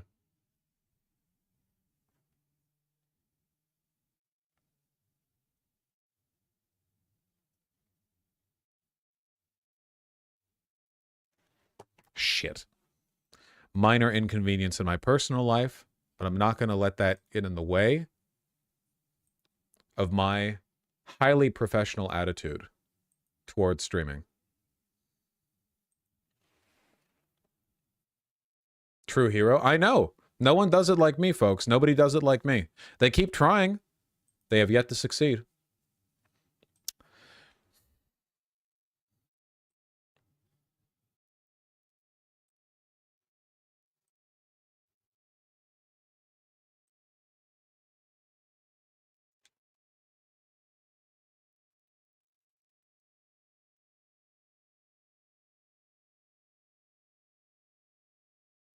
I wanted to talk more about this, but apparently there's been a bit of a kerfuffle when it comes to the technicalities, which is a bit irritating.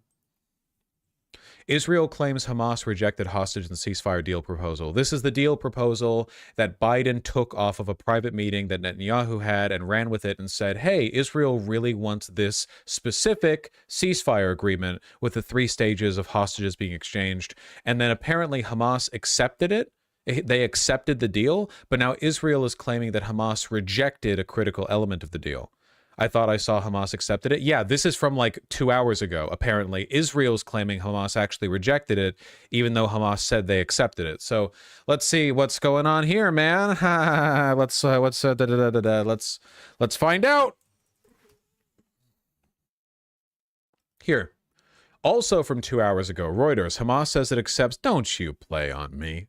Says it accepts UN-backed Gaza truce plan. U.S. cites hopeful sign. Okay. Hamas accepts a UN resolution backing a plan to end the war with Israel and Gaza and is ready to negotiate the details. Okay. And then over here, Hamas has rejected an Israeli proposal for a hostage and ceasefire deal. Hamas has not confirmed the Israeli claim. President Biden laid out the details of the proposal in a speech 2 weeks ago. Okay, so did Hamas accept the UN deal, but not the one that Biden put forward? Is that my understanding of this then? That they're like 2 separate proposals, one of them from the UN, one of them from Biden. The Biden one is the one that we've had our eye on, and Hamas has rejected that one. Aren't they all the same? Isn't it the same thing? Are they exactly the same deal? Or are there minor differences? Because even the tiniest difference could be a pretense for whatever this is. The UN deal was proposed by the USA. So it is fully the same deal with no differences. Identical in all but language. The language is important. Yes, the Biden deal is the UN deal. Okay, okay. So Hamas agrees. Blinken said earlier the Hamas statement was a hopeful sign, but definite word was still needed from the Hamas leadership inside Israeli besieged Gaza. Wait, hold on. Was this not? Senior Hamas official Sami Abu Zuri, who is based outside Gaza, accepted the resolution and was ready to negotiate over the specifics. Oh, God, it never ends. But then they were still waiting on a response from Hamas leadership inside Gaza?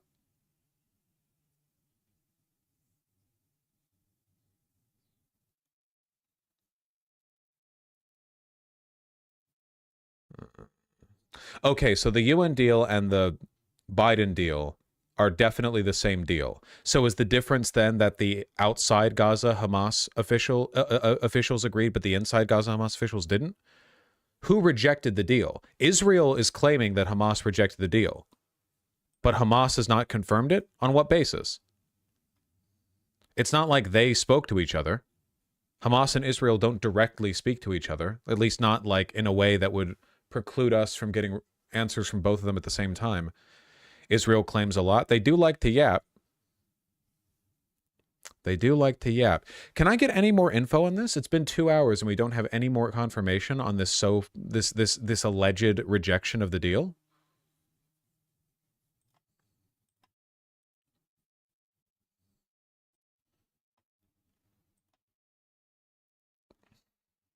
Well, it's 12 a.m. over there and the bombs never stop falling. An Israeli official says Jerusalem has received Hamas's response. The hostage release and ceasefire deal offer presented by President Joe Biden. The reply from the terror group effectively rejects the proposal. In what way? The official adds that Hamas has changed the main parameters of the proposal. The statement comes after Hamas announced that it had submitted a response to Qatari and Egyptian mediators expressing readiness to possibly come in a deal. Hamas amends includes amendments to the offer, including a new timeline for the hostage release and withdrawal of Israeli troops from Gaza. But then we're not going to know anything until anybody other than Israel comments on this. I'm really sorry. I have nothing to say on this. I literally, like, it's just going to be waffling for me. How else am I supposed to? Yeah, we have to come back to this tomorrow. Sorry, guys. Like, I'm going to trust fucking Israel's word on what Hamas says. Are you joking? Fuck no. Fuck no. No. Here's the ground news breakdown. I need a bit more time. We'll see. We'll see. And it's not like Hamas is trustworthy either, you know, to be fair. We need to wait. Be charitable, come on. What am I being uncharitable towards? Israel? Well, Shilling Works hadn't figured out where the actual chat was prior to this episode. Hey, pretty nice, pretty nice. Happy to hear it works. Happy to hear it works. Get your ass, Benjamin. Oh, I'm gonna get you. Yeah.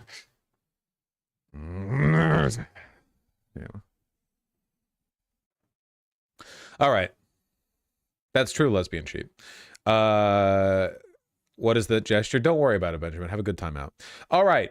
No. Hold your horses. Hold your horses. Apparently I'm a wet towel. Everyone's a wet towel if you're mad enough. That's how it is.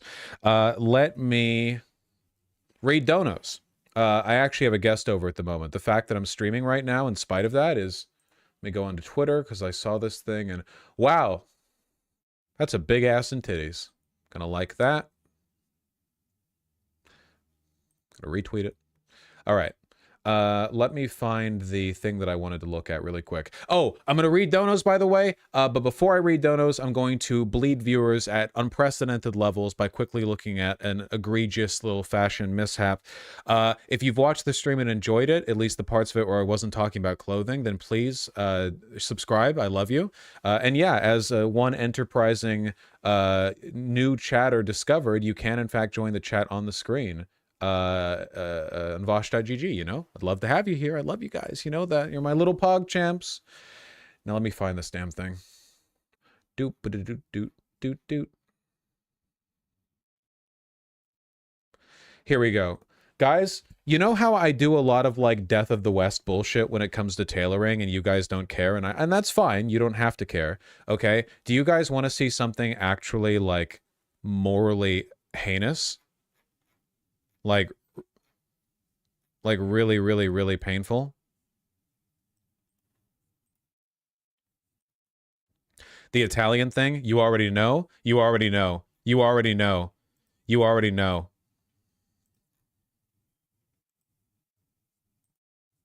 You already know. The Italian national team. Okay, really quickly, I just want like a basis of comparison here. What did Italy do? Okay, so a lot of tailoring, there's like a very strong legacy of tailoring from Italy, right? Have you ever heard of a brand called Armani? Yes, you have. That's right, okay? So Armani used to make some of the most gorgeous high fashion tailoring in the world. Still to this day, like impossibly beautiful. Look at that. With a flawless frame around the shoulders and the chest, and then like the drape in the lower half that lets it have this strange form. This is like high fashion tailoring. It's not meant to be kind of ugly, not gonna lie. Yeah, sorry, we don't take those there. Goodbye. Let's not troll here, okay? Let's not like fake it out, all right? You're gone for an hour. You're not gonna comment again on this one, okay? I can almost feel this with my fingers just by looking at it. It's really, really, really impressive. Again, there's a reason why this guy, Giorgio Armani is like one of the most respected names in tailoring ever. The bunching is kind of odd. It's a specific and deliberate choice. He knew what he was doing. It looks good.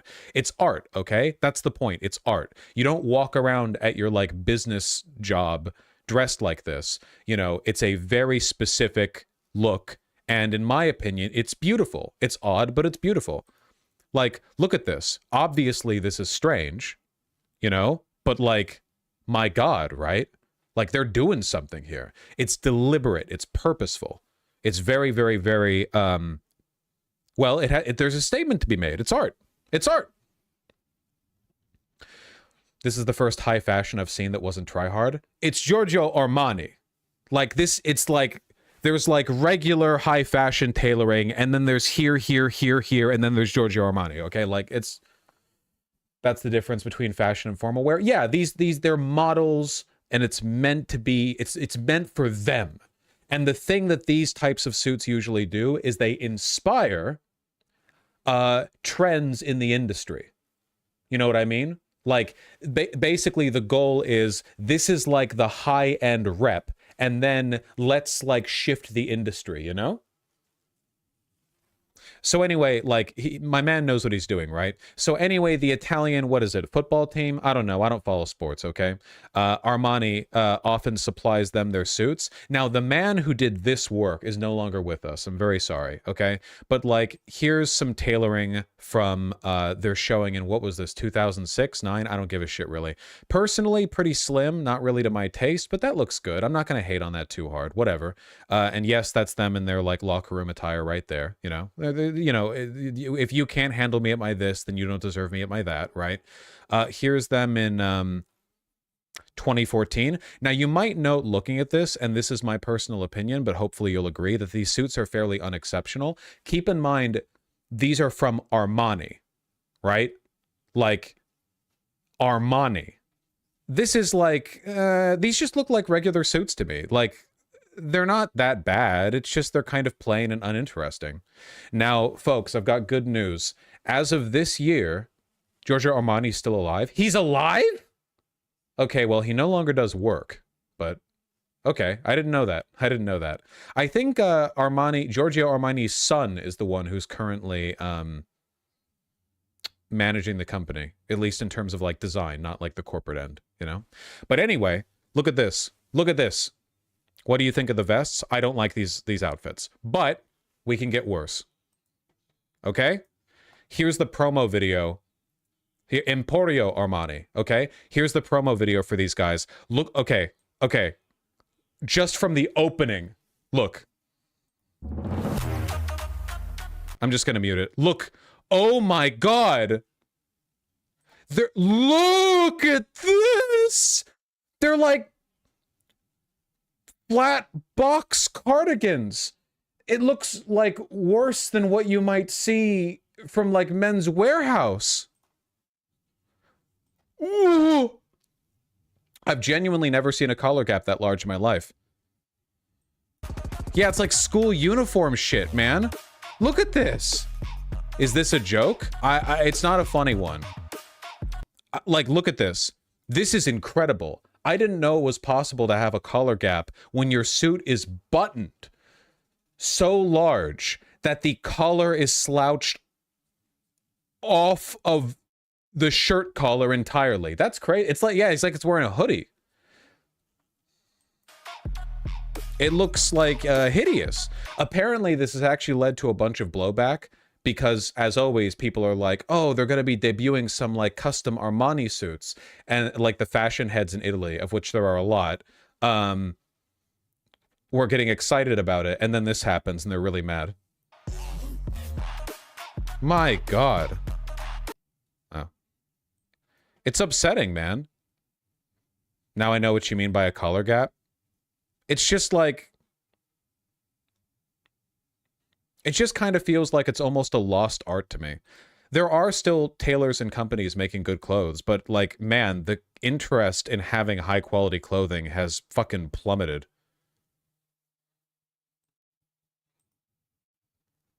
God damn. God, that looks good. Can you explain what the text you sent us meant? Hi, Tempest!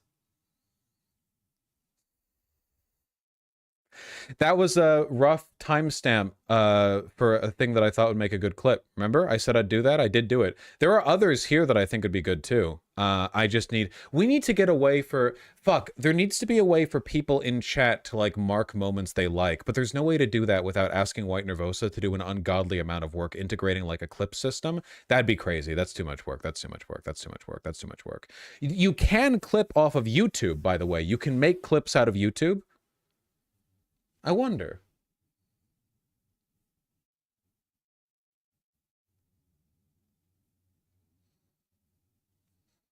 What if we just set something up your Discord? Yeah, but then I would have to like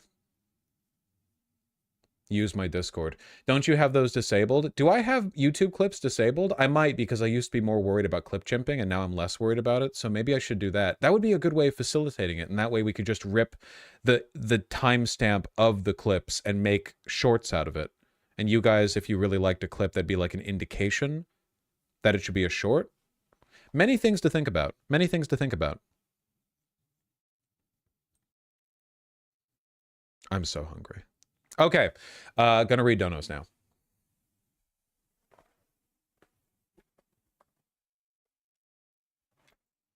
Panthera, thank you for the tier 2 sub. And what now? What the scallop? Thank you for the tier 3 sub. Really appreciate that. Semi Locon, thank you for the 2 gifted tier 1 subs. And Mistress Lynn with the tier 2 sub. Really kind of all of you. Thank you, thank you, thank you. Iron Pod, I hope you enjoyed your 2-week vacation in Georgia, the country of Georgia. Did you go to any protests? There's still ongoing protests over there, right? I'm pretty sure there are.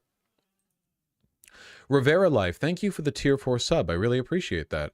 Donating to the most criminally underpaid member of the working class. Thank you. And very true, by the way. I agree completely. And most people aren't willing to recognize it the way that you have, but you're still correct. DeGero, thank you for the $40. I have a date for the first time in about a year today with a girl who seems cool, and I'm nervous and excited. Wish me luck, chat. Hey, DeGero! Good luck out there, man. Good luck out there. Rooting for you. Hope it goes well. You know, I had a friend recently go on a first date they were nervous about, and it went well. You know? So hopefully the vibes continue. Surgical Steel, thank you for the tier 1 sub. Let me plunder me booty once more for the name of Orange, Captain. Yar. True. Pat Riley, a longtime NBA coach, had some really nice Armani suits back in the day. Yeah. Man, they just don't make it like they used to, huh? It actually makes me really sad. It's not like... It's not me trying to be a snob. I just think most people would agree this looks a lot better than the way most suits look on people these days. And it's not like magic or anything. It's just... Is this an Oxford shirt? That's a pretty stiff collar. Tweed suit. Nice watch. Will I ever become a watch guy? Probably not. Maybe I should get a watch. I don't know. It'd have to be like a watch that I felt actually spoke to me in some way. I wouldn't want to be pretentious about it and think like, you know, oh, I have to get like a male watch or something, like a cool guy watch. You know, I'd have to be like, I'd have to be excited about it. Man, look at the proportions.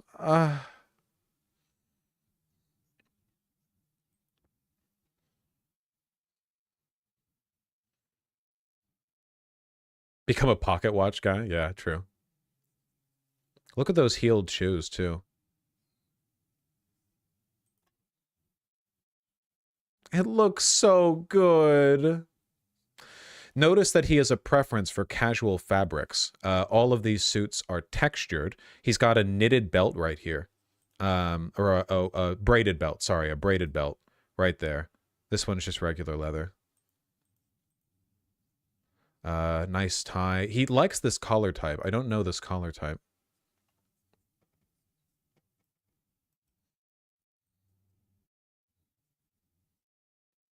Armani got their big break through Miami Vice. Yeah, that's true. That slicked back hair is so sick. Yeah, what is this? Pomade? What type of hair product allowed for this style of 80s businessman cut? You know? This is like the... You know what I mean? This is like a very specific Vaseline. It might have been Vaseline, gel, wax. I think it's pomade, personally, but who knows? Gel? Gel is... It's too old for gel. It's the 80s, right? You can do it with gel, lol. With the right kind of gel. Butter? Just some butter. Orbital Lizard and Oli Oli, thank you for the tier 1 subs. Orbital Lizard, I hope you're doing well, my friend. Bo Game with the 10 bucks. Hey, Voosh, thank you for your fashion and general advice videos. They help me a lot, even though I'm the polar opposite of your style. I recently found a fashion channel that I really like, even though they have a style that I am not personally an adherent to anymore. Let me see if I can...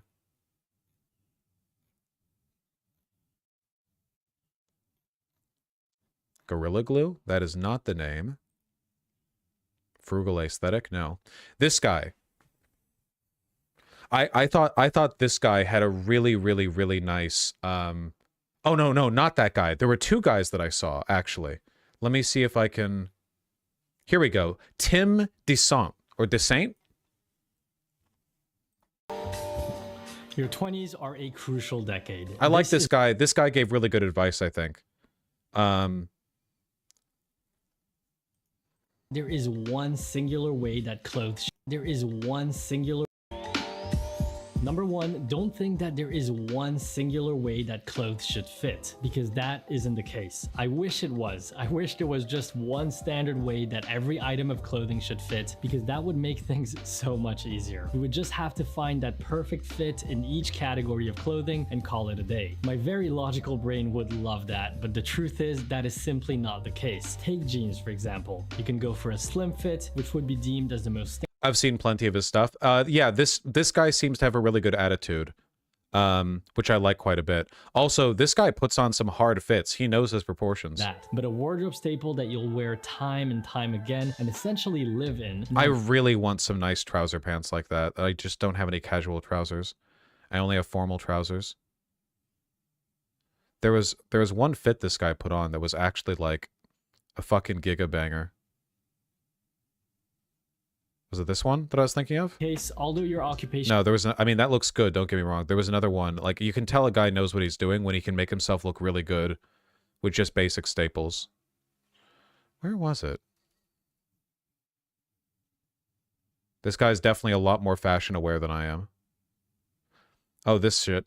Never wear something trendy. I think you absolutely can Like, see look, something he knows what he's doing, man. cool and trendy. You like how it looks, you experiment with it, and then implement it into your own style. That shit, this shit, he got his shit on, dude. And it's like so basic, like literally white tee, drop shoulder sweatshirt, sweatpants, and sneakers. It's crazy, you know. Dude knows what he's doing. However, try to be intentional with your choices. Good way of showing, by the way, that you can be fashionable and it's not just like being hot or whatever. I think he's a handsome guy, but his clothes are so baggy that it's not even like, oh, you need to have abs to look good, you know? And then implement it into your See, like you could have a bunch of different body types and you could hit that fit. He ugly AF. Why he giving fashion advice? Ooh, that's not gonna be a 1 hour ban for you. Style. However, we cultivate positivity in this community. To be intentional with your choices. There is a balance between never experimenting and buying into every single trend. A good little tip that I like to use is ask for a different neckline. My personal rule is to stick to 2 colors max per item and only go for the second color. Like, look at that shit. Dude knows what he's doing. Look at this video too. Whoa, I saw this one, Fly with Johnny Thai. I don't know as much about this guy's content, but I thought the advice he offered was pretty good. Look bad in baggy pants. It's not the pants, it's you. It's a bit rude. Don't worry about it. I made these mistakes as well. Mistake number 1, you're not going wide enough. If you were used to skinny jeans, straight cut pants are not wide fit. Try on a balloon fit and then adjust. Mistake number 2, you're missing a slimming garment. Baggy pants, baggy top, right? Nope. Instead, go for a slimmer top or even go for a tank top that peeks out a little bit. That'll do the job. And finally, it's because you're not letting it lay on the right pair of kicks. So this is going to be a trial and error thing. So you want to test out your whole entire sneaker collection. Slim sneakers and chunky sneakers will work and some of them won't work. These type of pants just need a lot of the items he's wearing aren't even that expensive either. I recognize a couple of stuff that I'm pretty sure is from pricier places, but the majority of these items, I swear to God, you could fit up at like Uniqlo, you know?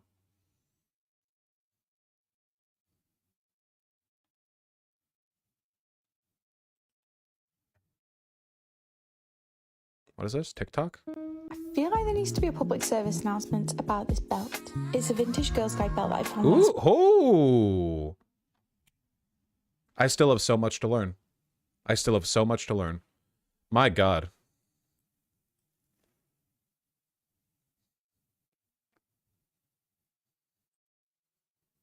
God, that's crazy. She cute? I don't get it. You don't get that this is a banger fit? Okay, well, whatever. It's cool. That's so powerful. I'm trying to take a little bit better care of my shoe because I don't have the same interest in shoes as I do in clothes. But I recently got just a plain white pair of sneakers that fit me properly. It's really tough to get shoes that fit my feet because I've got really wide feet. And I think they look really good, personally. Let me see if I can find them. Here we go. I know this is a very uninteresting photo, but the fact that these shoes fit my feet properly is kind of a miracle to me. I have really wide feet, so finding something that looks like it fits me and isn't clown shoes or whatever is really nice.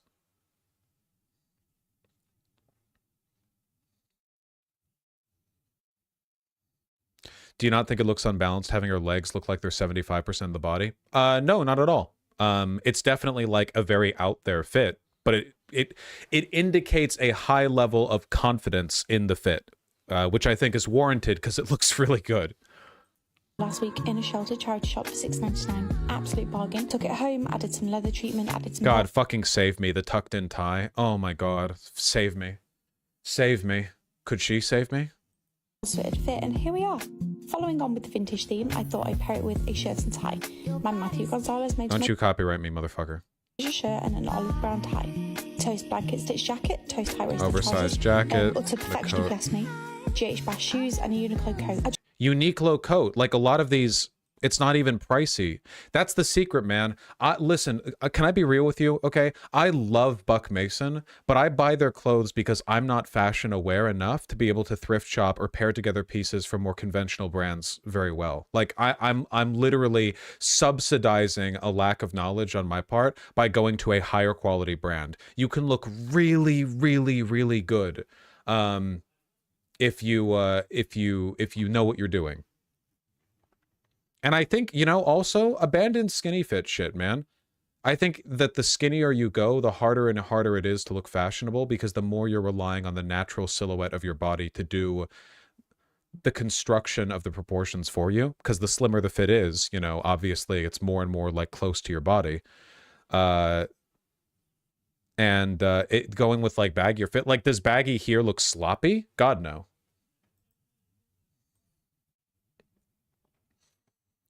Rate this fit from House of the Dragon Season 2.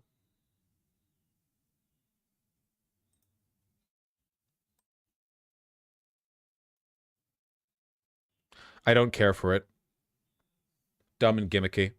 For one, I think it needs a tie to bring together, like some kind of speckled black and white tie to bring this together visually, like cohesion-wise. Also, I don't like the drape in the pants. I think these need to be cuffed up higher. I just don't like it. Is this linen? It might be linen. Or a linen blend. Fosh's Team Green confirmed. I don't know what that means, but sure. All right. I need to move on. I need to read donos. Sake, thank you for the 15 consecutive tier 1 subs. My God. Excuse the mess. We'll clean soon. Gardening is always messy. Hey! Oh, how wonderful. Gardening is a lot of fun. I have no interest in it myself, but I know people who like it. I think that's really cool. Making tomatoes? Start of a tomato garden. Hell yeah. You're planting that shit in. Context for plant pictures I linked. Growing 9 kinds of tomato, sriracha, habanero, and Carolina Reaper peppers. Also remember to contact editors reshorts. Thank you, Sake. Unironically. Tempest came in and asked, but otherwise I might have forgotten. Also, possibly making a clip button that can be hit by mods to send you a timestamp and website for good bits for shorts might be useful. Yeah. Oh, wait, Sake, you're right.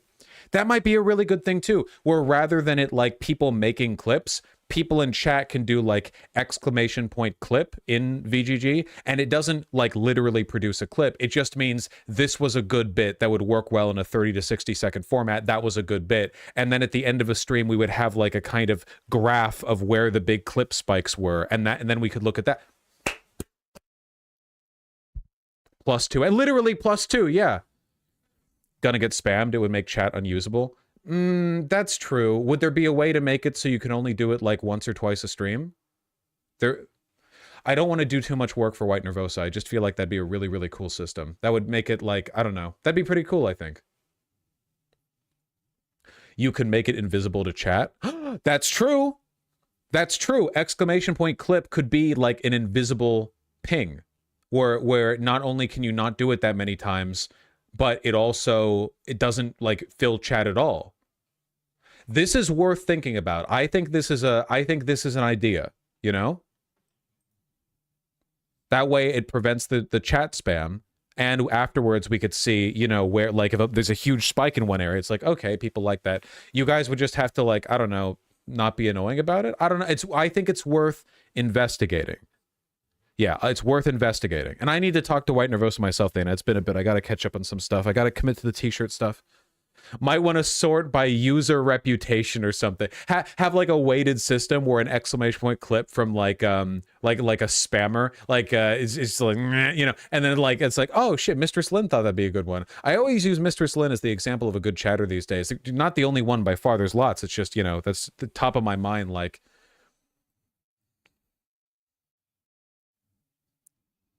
fuck, I've had negative rip. No, Benjamin, your issue, the Apple simping, has nothing to do with the veracity of your clip claims, you know? Good suggestion, Sake. Captain Redbeard, thank you for the tier 2 sub. New favorite streamer Voosh, thank you for filling my work hours with something relevant. My pleasure. Bow Game, thank you for the $10. Oh, I already read that one. Thank you. Did I read that one? Yeah, I did read that one. Elsa47, thank you for the $5. A friend of mine used to have this phone where the selfie camera would extend when activated, and that would just happen sometimes out of nowhere. Don't like that. Don't like that. Nuh-uh. Nyanru, thank you for the tier 1 sub. Catface, true. Piotr Online, thank you for the $15. I gave up and switched to a paid search engine to escape Google and Bing's AI and advertising. It's $10 a month, but low-key worth it, especially at work. Interesting. I pay for a YouTube subscription because with the amount of YouTube that I use, both at a professional and personal level, it makes sense to. I wonder.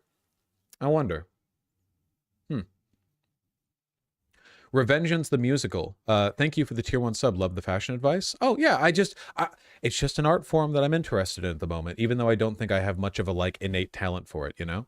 I do really like this jacket. It's a super, super, super light, like, I don't know. It doesn't show very well on camera because it's all black, see? Like, it's all black, so it doesn't really show that well. But it's like, I don't know if turning the... Does that show more? Does that, like, you see? Like, it's got, like, a really nice drape to it. I like it, at least. I'm still trying to learn how to properly wear it, you know? It's different to a lot of other items that I have. Any recommendations for somebody who is just starting to even think about fashion in his early 30s? Look at some fashion channels online and some influencers and some TikToks or whatever else, and try to see what styles are interesting to you. Do you like streetwear? Do you like, for instance, I usually wear nowadays mid-century American, which means, like, in practice, sportswear and, like, Vietnam War derived military gear, that kind of stuff. Like, you know, what interests you? Go to a store, try some stuff on, and don't buy it, you know? Give it a look. I like the sleeve length. Oh, yeah, I folded up the sleeves. I almost always do that with jackets that are light.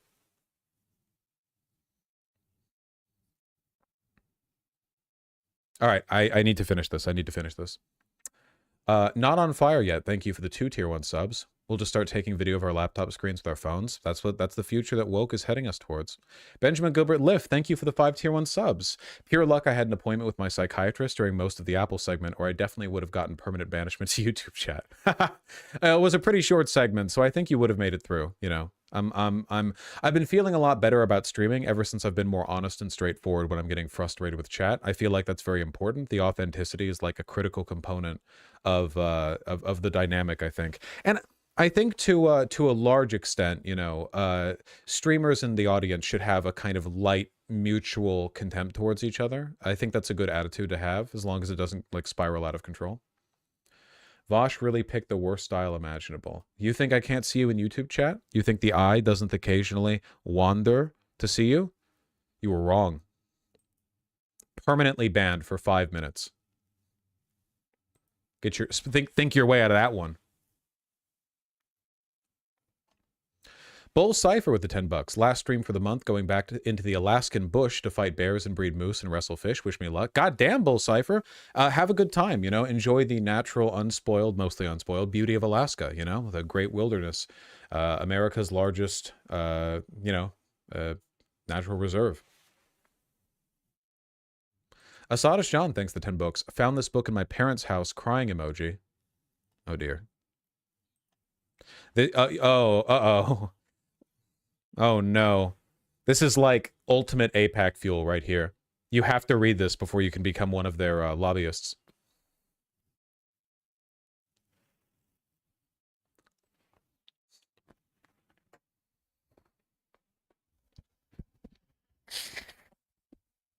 #1 New York bestseller. Well, in fairness, everything is a #1 New York bestseller. Bop and Wop with the $5. I made a short called Based Vosh on my channel YouTube Sucks Lots of Dicks that got over 7,000 views and is my most liked video. Hey, you owe me the 0.4 of a cent of revenue that you got for the ads that ran on that, okay? I want to see that shit in my fucking PayPal. Give me your email. I'm PayPal requesting you. Give me. Yeah, I'm DMCAing your ass. It's over for you. All right, now let me do the super chats, and then I think I've got it. I'll stream tomorrow, of course. Lots of politics to cover, including, of course, more on the ceasefire deal with Hamas, and whether or not they maybe did or didn't accept it. Again, I don't know yet. I just need more time to see who settles on saying what about what, you know? Wait, no, my donos? Your donos? But I'm checking super chats.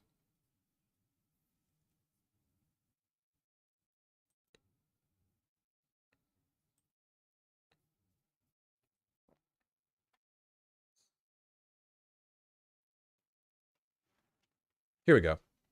Pablo E with the $2. He's like a black Barack Obama. I don't know who you're referring to. I'll assume that you're referring to me, and that's true. I agree. Zach of all trades, thanks the $2. Impossible for Apple to collect encrypted data. I'm not getting into this. Kate Bloomfield, thank you for the $10 and then $2 donations. I really appreciate that. From one autist to another, I love when you share your special interests on stream. Also, when you give love to your kitties. Do you have recommendations for non-binary brands? I will say it. If anything advertises itself as a non-binary brand, it's a scam and don't listen to it. I might be overgeneralizing, but I do believe that to an extent, you know. I think that non-binary people should be able to wear whatever they want. If you're looking to dress androgynously, there are ways you can do that that hearken to styles for both men and women. Historically, dressing and presenting oneself as androgynous, which I assume is what you're referring to when you talk about a non-binary brand, right? They tend to be an awareness of a certain style and the way it plays into expectations about gender, and then an undercut, a deviation, right? And I think that takes a lot of knowledge. But in the meantime, try not to think of it as like assembling a non-binary outfit, you know? Assemble a wardrobe that you feel good about with simple pieces that you like wearing that work well with each other, and try to learn how juxtaposing them can create different attitudes and expectations about how you present yourself gender-wise, you know? Nodding Donkey, thank you for the $2. Really appreciate that. And Benjamin Gilbert Leaf with the $500 super chat. My God, thank you so much for your generous contribution to YouTube. Thank you. Seriously, thank you. I just got summoned for jury duty. Been waiting 6 years for this. Bad news is the courthouse is 30 minutes away and I need to be there at 8 a.m. Just tell them you watch Vosh and you won't have to go there more than once. Good news, it is the Palm Beach County Courthouse. Okay, you just said that and I read it as I saw it. I mean, okay, all right. In the same county as Mar-a-Lago, and jury selection on a Trump case is starting soon. I will convert back to Judaism from atheism if I am selected for the Trump case. All right, well, don't tell them you watch Vosh then if you want to. You know what? Whatever happens, I believe in you unreservedly. And I hope it goes well. Seriously, thank you for the very kind dono. Can't all clothes be non-binary clothes? You could wear only trad wife sundresses and be non-binary. Yeah, of course. I obviously don't believe you need to wear a certain uniform to be non-binary. If the goal is androgyny, you can achieve that in a bunch of different ways. Now, personally, for me, when I think of stuff that is like fashionable and androgynous, I think of like the Japanese, like pale wave mori kind of style, where you're working in a lot of you're working in like a lot of beige. It's basically like a kind of streetwear, you know? Glasswing Shop is in Seattle, and they often have clothing that to me feels like it's in that ballpark. The clothing feels almost gender neutral in that it's all kind of like streetwear, like chic Japanese fashion, but none of it feels heavily gendered. You know, I feel like pretty much anyone could wear it. They have man and woman, but that's just because of the literal physical shapes of the clothing, not so much like, here, like what's on sale? See stuff like this, you know, lots of slouch, heavy materials, heavy textures. This to me is what I think about when I think of like assembling an outfit that comes across as kind of like modern, chic, and androgynous. But that's just my thing. Now, this is all designer stuff, so it's very expensive, but I'm talking about the trends, not the specific items there. You can get items that are in those styles for not very much money. It's all about like layering and texture. Stuff like this, yeah, this is definitely adjacent to it in kind of like the intended aim, you know. What's your opinion on tech wear? I think tech wear is cool. I think sometimes it can be a little bit cosplay-y. In fact, that's exactly what my problem is with this. Like, you're not assembling a costume, you're assembling a wardrobe. It's like, you know, here's a jacket, but will this jacket look good with anything other than a complete full fucking like cosplay LARPy thing? And the answer, truthfully, is no. There are techwear outfits that work well as individual modular pieces, but the God's honest truth is that oftentimes they're just being sold as components of a costume, and that means you're buying a costume rather than a wardrobe, which you can do. It's just you have to really commit to the bit, you know?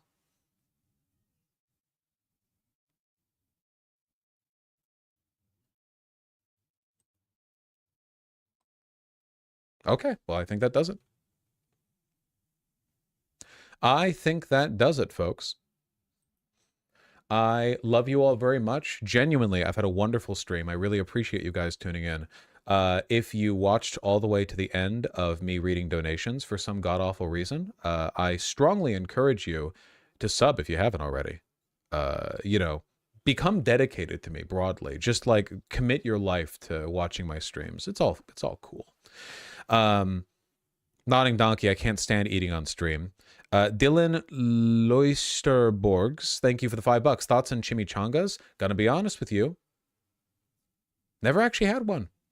I know. It just hasn't come up in my life yet. I've lived 30 years on God's earth, and I've never had a chimichanga. I know they're the funny haha Deadpool food, but you know, are they real? They're real. He just says them because they're like goofy sounding, you know? They're like a goofy item. All right, folks. I hope you all have a wonderful day. I'm going to host. Who am I going to host? Who are we going to host today?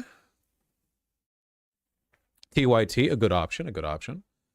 A good suggestion. Why am I not logged in on Twitch? Oh, that's right.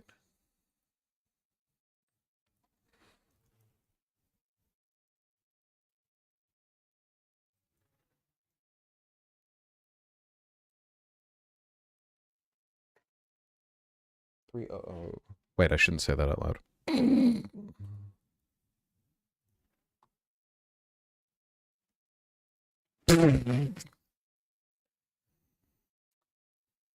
Act conscientiously, folks. Think before you speak, etc., etc. I'm going to send you guys over to day 2 of wrist fail. Did Hassan injure his wrist perchance, and was it in a funny way?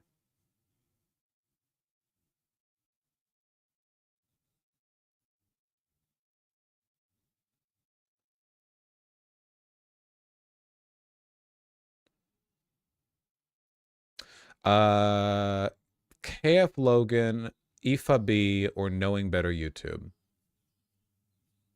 Am I on good terms with any of these people? I'm going to host Knowing Better YouTube because I have a lot of respect for the content that he does. I think he's just editing together a video. So go on in there, be nice, be normal, and I will see you guys soon, okay? So take care.